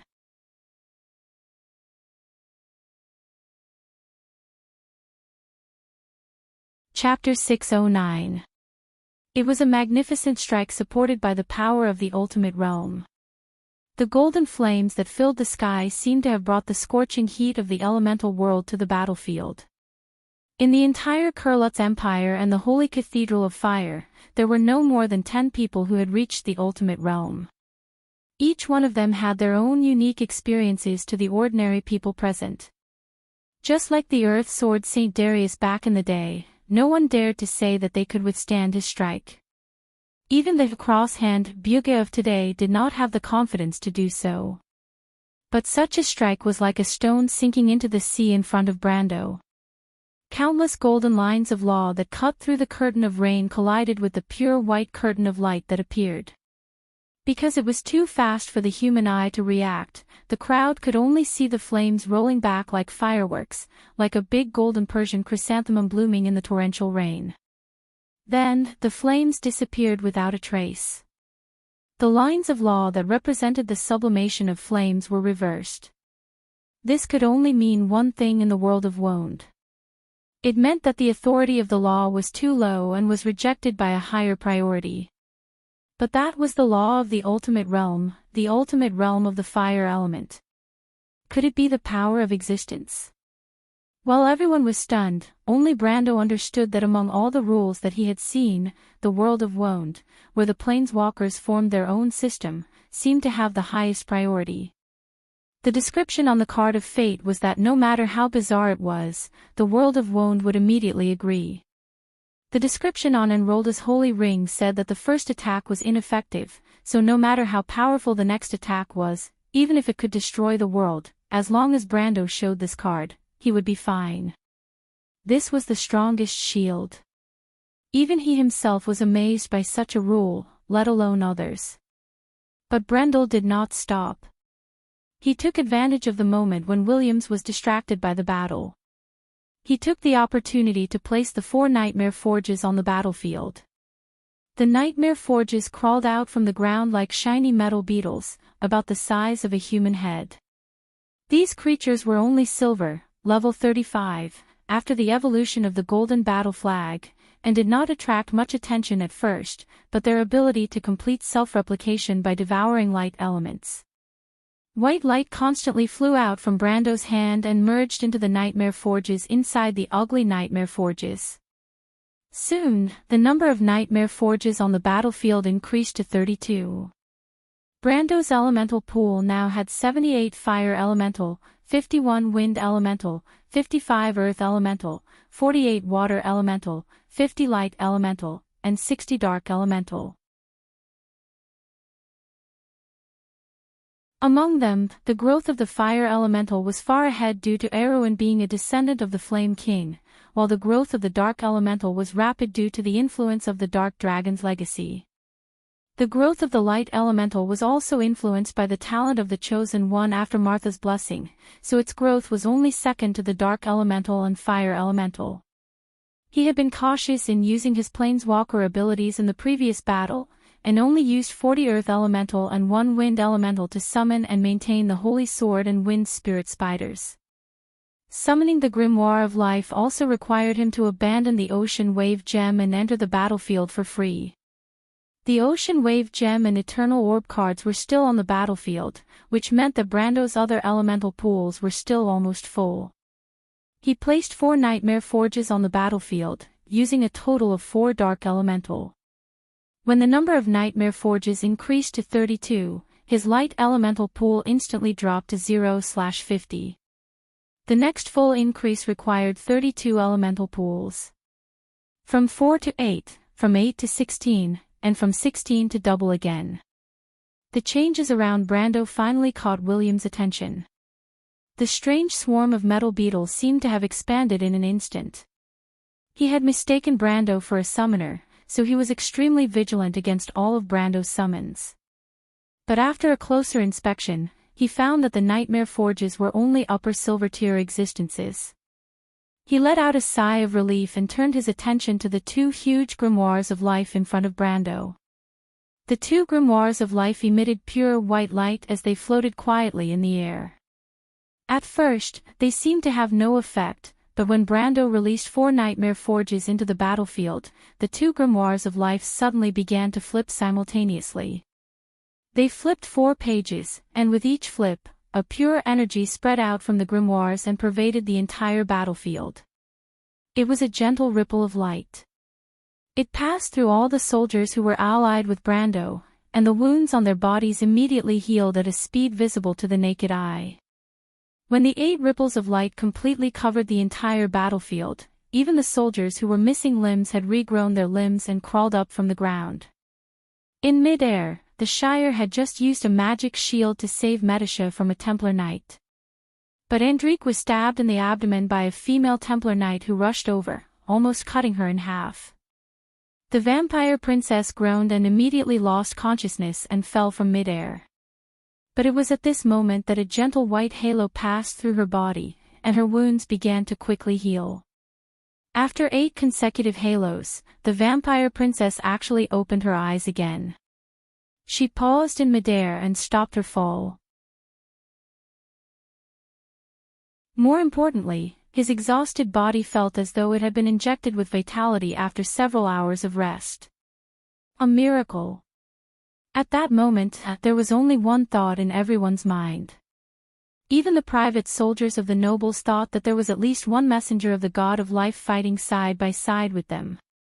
One could imagine how much the morale of the ordinary soldiers would increase if they did not have to worry about being injured or even disabled on the battlefield. Almost immediately, the princess's army burst into cheers. The princess's morale was greatly boosted, but the morale of the Northern Coalition army, which was not high to begin with, was even lower.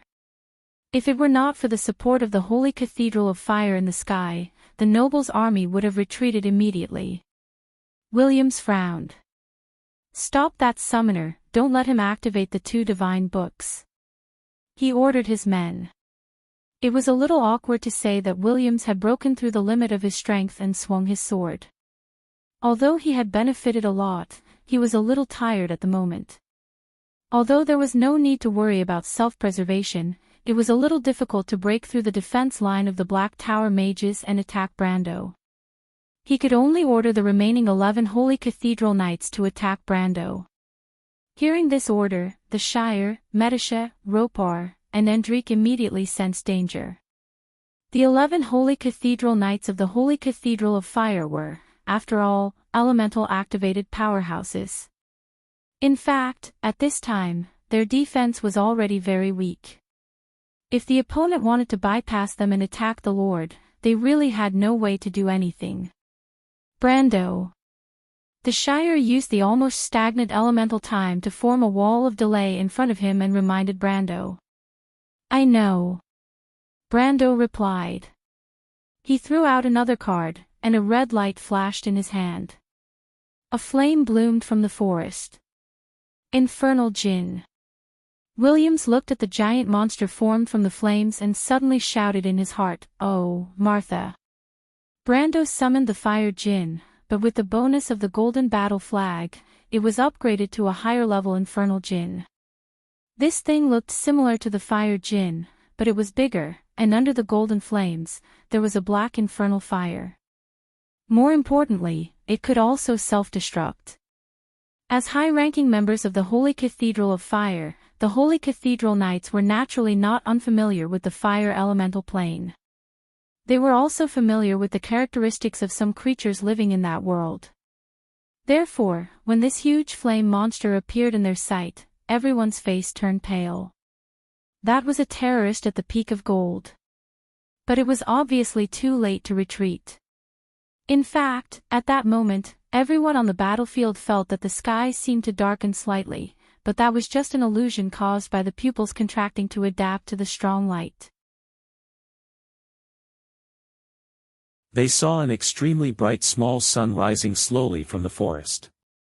In comparison, everything seemed to be in a state of darkness. Then, a scorching shock wave swept through the earth, and even the rain in the sky seemed to evaporate in an instant. The 11 holy cathedral knights who were in the battle felt even worse. The 2 people who bore the brunt of the attack were seriously injured. One of them had his breastplate and shoulder armor melted in the high temperature, leaving a burn on his face. The others had no choice but to retreat, and the encirclement that was formed with great difficulty was suddenly announced. But what was even more unbearable for them was that as soon as the infernal djinn dissipated, 2 more white halos spread out from the grimoire of life. The Shire, Medisha, Ropar, and Enrich on the opposite side disappeared once again. How could they fight this? This time, Brando summoned the Furnace of Adversity. Echelonius's Furnace of Adversity was the 3rd card of the Paradise of Adversity. The cost was 30, and he specified 30 wind elements in lieu of payment. At this moment, adding the cost of summoning the Fire Djinn, Brando's Fire Elemental Pool and Wind Elemental Pool were reduced to 6378 and 2051 respectively. When Echelonius's Furnace of Adversity entered the field, it had to be attached to a volcanic land card. Brando happened to have the Ember Volcano land card. As soon as he attached the card, an industrial-style metal building immediately appeared on top of the Ember Volcano in the Planeswalker's world. The Furnace of Adversity could be said to be the engine of the Paradise of Adversity deck. Its role was to sacrifice the creatures of the Echelonius series cards to obtain a special resource dedicated to this deck, energy. However, Brando did not have any Echelonius soldiers on hand for the time being. He still needed time. Brando returned to the real world once again, and then threw out the 3rd last card from his hand.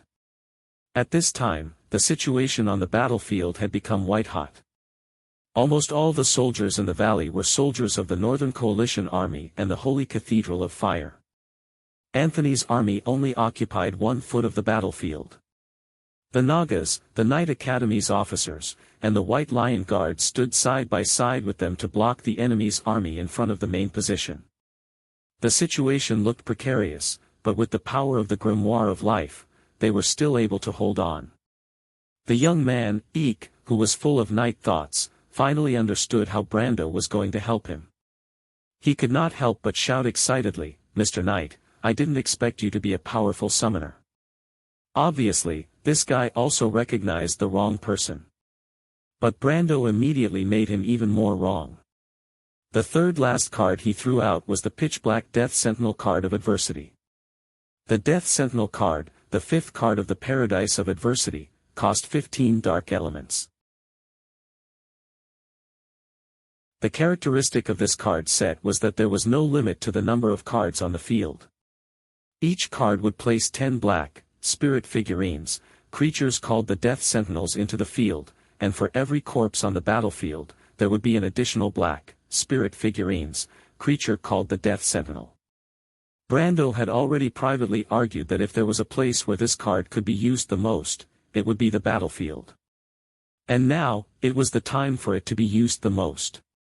Brando paid 15 dark elements, and the dark element pool was instantly reduced to 4,160 dark elements. But at that moment, the most spectacular scene since the beginning of the war appeared on the battlefield. At this moment, there were at least tens of thousands of corpses on the battlefield in the Marl Highlands. When the Death Sentinels entered the field, under the slippery mud and under the meadow, there was a crash sound as countless black arms broke out of the ground. Ah! Madara!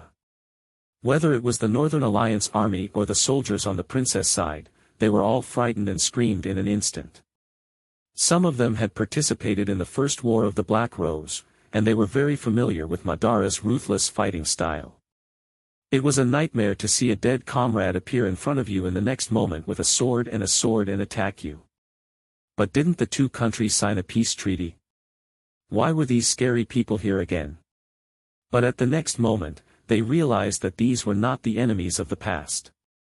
Because these warriors suddenly appeared. Their bodies were covered with tattoos, their upper bodies were naked, and their lower bodies were covered with heavy armor. As soon as they crawled out of the ground, they immediately attacked the Northern Alliance army. Allies? Princess Griffin could not help but be stunned for a moment. Then she realized something, and her silver eyes widened slightly as she looked at Brando. Mr. Brando, these are, you are a necromancer. Brando smiled bitterly. In fact, he had always put this card last because the summoning effect was too similar to a necromancer's. He shook his head. Your Royal Highness, have you seen a living necromancer? Unexpectedly, this sentence made Princess Griffin think of something that she should not think of. She blushed and touched her lips subconsciously. As everyone knew, necromancers had no body temperature. I'm sorry, I thought too much. Princess Griffin said softly. Brando immediately rolled his eyes. But it seemed that necromancers had a bad reputation in the mortal world. He should use this card less in the future. In order to avoid misunderstanding, he explained, it's actually because of them. Them? Princess Griffin and Count Audine both saw the metal beetle beside Brando. Of course, they did not know that it was a creature called the Nightmare Furnace. This thing had never appeared in the history of Vaunt. Even Brendel, who was knowledgeable and familiar with magical creatures, could not recognize it for the first time, let alone these two natives who were born and raised in Vaunt. That's right, Brendel blurted out, this thing is called the necromancer beetle, even though it's a type of construct. Although it is a necromancer, it can cast simple necromancer spells. It was invented by an extremely brilliant rune master. Princess Griffin and Count Audine looked at the horrible nightmare furnaces. Seeing that their ugly appearance was indeed a necromancer's style of aesthetics, and that they were indeed necromancers, they nodded together. After all, people were more willing to believe what was more in line with their common sense. Brando. You are too good at lying. Only Orthless could not help but sigh and say in his mind. Then she asked suspiciously, have you ever lied to me about anything? Absolutely not. Brando immediately shook his head. You saw it too, Lady Orthless. I had no choice. The Wind Elf nodded and reluctantly accepted this explanation. While Brando was explaining, the Northern Allied army was in big trouble. The Death Sentinels summoned by Brando were different. The level of the Death Sentinels was related to the number of black cards a planeswalker had, x5. He had 3 black cards, Rogan's Swamp, Water of the Underworld, and Forest of Death. Therefore, the Death Sentinels he summoned were already level 15, which was equivalent to the strength of a lower iron-ranked Death Knight. But under the Golden Battle flag, they became level 25 iron-ranked Death Sentinels. The range of a Death Sentinel card was about a few thousand feet, and it could summon about 1,500 black creatures. In other words, Brando had an army of 1,500 iron-ranked Death Sentinels. Coupled with the positive effect brought by the name of Madara's undead army, the situation on the battlefield suddenly changed. This time, the Northern Alliance army could not advance any further. But what surprised Brando the most was that the problem of the human soldiers fighting side by side with the Death Sentinels did not occur. Even the private soldiers of the nobles accepted their new comrade-in-arms very well. It seemed a little unreal, but after giving it some thought, he understood. He had obtained the talent of the Chosen One in the Loop of Trade Winds, which allowed him to maintain the morale of soldiers of different races when they fought together. However, this talent did not have any practical effects, so he had almost forgotten about it all this time. But he did not expect it to be like this. The next step was simple. The sacrificed Death Sentinels on the battlefield were entering the furnace of adversity one by one. 2 digits of energy quickly entered Brando's storage. At the same time, the 11 Holy Cathedral Knights in the air had formed a circle and were ready to attack Medisha. But at this time, Brando looked up and raised the long sword in his hand. The Halran Gaia was pointed at a Holy Cathedral Knight in the air. A circle of black light gathered on the Halran Gaia, and the second last card was immediately displayed, Lightning Storm. Lightning Storm, Paradise of Adversity 6, for energy, spell, real-time, effect, tap all nightmare forges on the field, dealing 5 true damage to each of the nightmare forges. Enter the graveyard after use. Fire. Commander of the Echelonian Army, Turin. Everyone heard a piercing sound, and the 32 nightmare forges beside Brando shot out black lightning at the Holy Cathedral Knight in the air. The black lightning gathered in the air and formed a huge sharp claw. The Holy Cathedral Knight reacted quickly and immediately used the lines of law to weave a golden barrier in front of him. But unfortunately, the description of lightning storm deals 5 true damage to each of the nightmare forges immediately took effect. Everyone saw that the black lightning did not seem to have any entanglement with the golden lines in front of the Holy Cathedral Knight and directly hit his chest. It was as if he did not defend at all. This is impossible.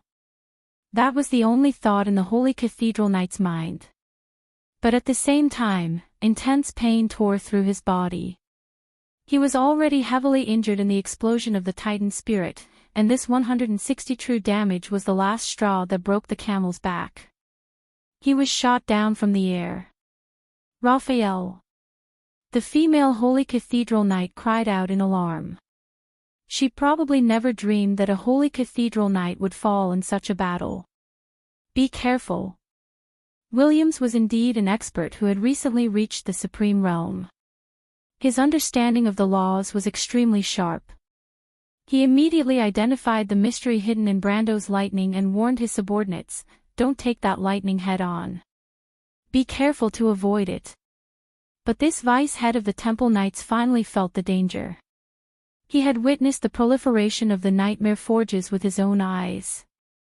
At first, he thought that it was just a small toy in the upper reaches of the silver tier, but he didn't expect it to have such a terrifying offensive ability.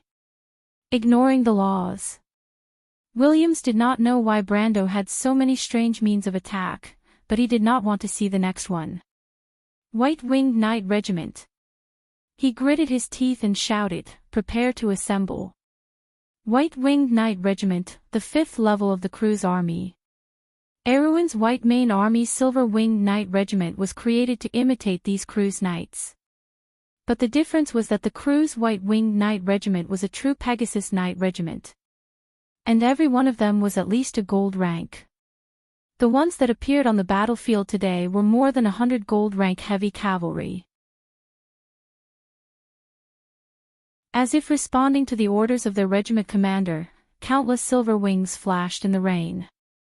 The arrogant Crew's cavalry gathered together and began to assemble. The Crew's cavalry on the battlefield screamed, and the higher-ranked Pegasus Knight Regiment immediately began to leave the regiment. These heavy armored cavalry descended to a lower altitude and began to attack Brando's position. They directly crashed into the defensive line formed by the arrows of the archers, knocking those arrows into pieces. Although the Crew's empire had countless strong people, but in reality, the ones that truly shined in large-scale battles were the White-Winged Knights Regiment. And today, in Wonde, only the 4 great empires had such elite troops. The White-Winged Knight Regiment was fortunate enough to have its name listed as one of the strongest regiments. The Knight Regiment flying at the front had already raised the spear in his hand. The armor on their Pegasus shone brightly. This was the effect of the Wings of the Wind spell. Their good discipline allowed them to form a straight line as they shot towards Brando. But Brando did not even look at them. The White-Winged Knight Regiment could not help but be slightly startled. Was he scared silly? But how could a summoner with the ability to summon artifacts be scared silly by them? A crimson ponytail suddenly flashed in their vision and explained everything. The red-haired girl's eyes were burning with golden flames. She was unarmed, but she was like a female beast waiting to pounce on the charging Knight Regiment. She was too fast. In fact, the leading White-Winged Knight Regiment only had time to see her white fingers clenched into a fist that was getting bigger and bigger in his vision. Then, with a bang, he was sent flying off the back of his horse like a cannonball. Scarlet turned around in midair and stomped heavily on the back of his Pegasus, sending the beast flying into the forest below. Then, she used the momentum to jump up. In front of her was another knight. The unlucky guy had just seen his companion in trouble. He suspected that the other party had bumped into a dragon. He was scared out of his wits and tried to dodge, but the red-haired girl's figure had just formed two shadows in his eyes. The next moment, a cold hand had grabbed his neck. Gold Peak. How can she be so fast? He looked at the red-haired girl's eyes that were like golden whirlpools in horror. This was his last thought. Scarlet lifted him up like she was grabbing a chick and threw him out in the air. The knight collided with the third knight. Both of them fell into the valley below like a comet. After killing 3 white-winged knights in a row, Scarlet stopped and landed on the ground. She raised her head and saw that more than 100 white-winged knights had stopped in their tracks in fear of a little girl. They scattered in the air in a panic. The red-haired girl bared her small canine teeth. On her body, the scales on her arms and bare thighs were faintly flashing. She was a descendant of the dragon. A shadow rose in William's heart. At the same time, Brando cast the spell Lightning Storm. He obtained the right to draw 3 cards from his hand from the deck. Accelerated Thinking, cost 22 light or dark. Whichever player cast the spell, the holder will draw 3 cards from the top of his own deck. Before the next effect of Accelerated Thinking, the players shuffled more than 8 cards from their hand back to the deck. This was the ability of the 8th card of the Paradise of Adversity. Brando had already prepared this barrier for a long time, and this was the real reason why he asked the princess to wait for a moment. Then he drew the top of the deck. Desperate Trojan Horse, Spirit, Sun Blade. A trace of a smile appeared on Brando's face.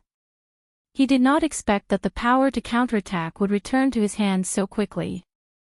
From the Paradise of Adversity, it was just a thin line. P.S. 7,000 words long chapter.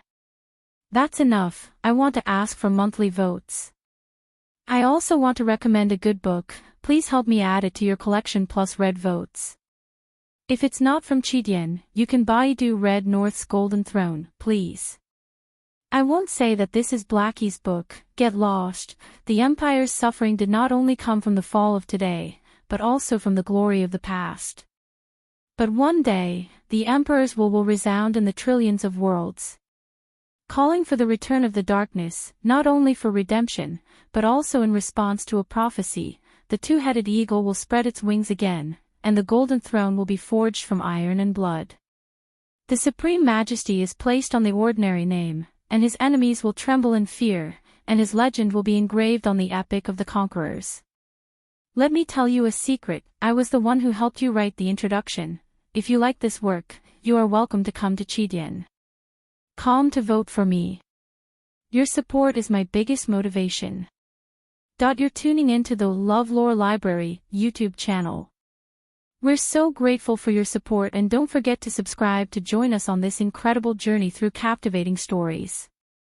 Your generosity through donations truly makes a world of difference, as it's the primary source of revenue that allows me to expand and enhance this channel for you. Thank you from the bottom of my heart for being a part of this adventure.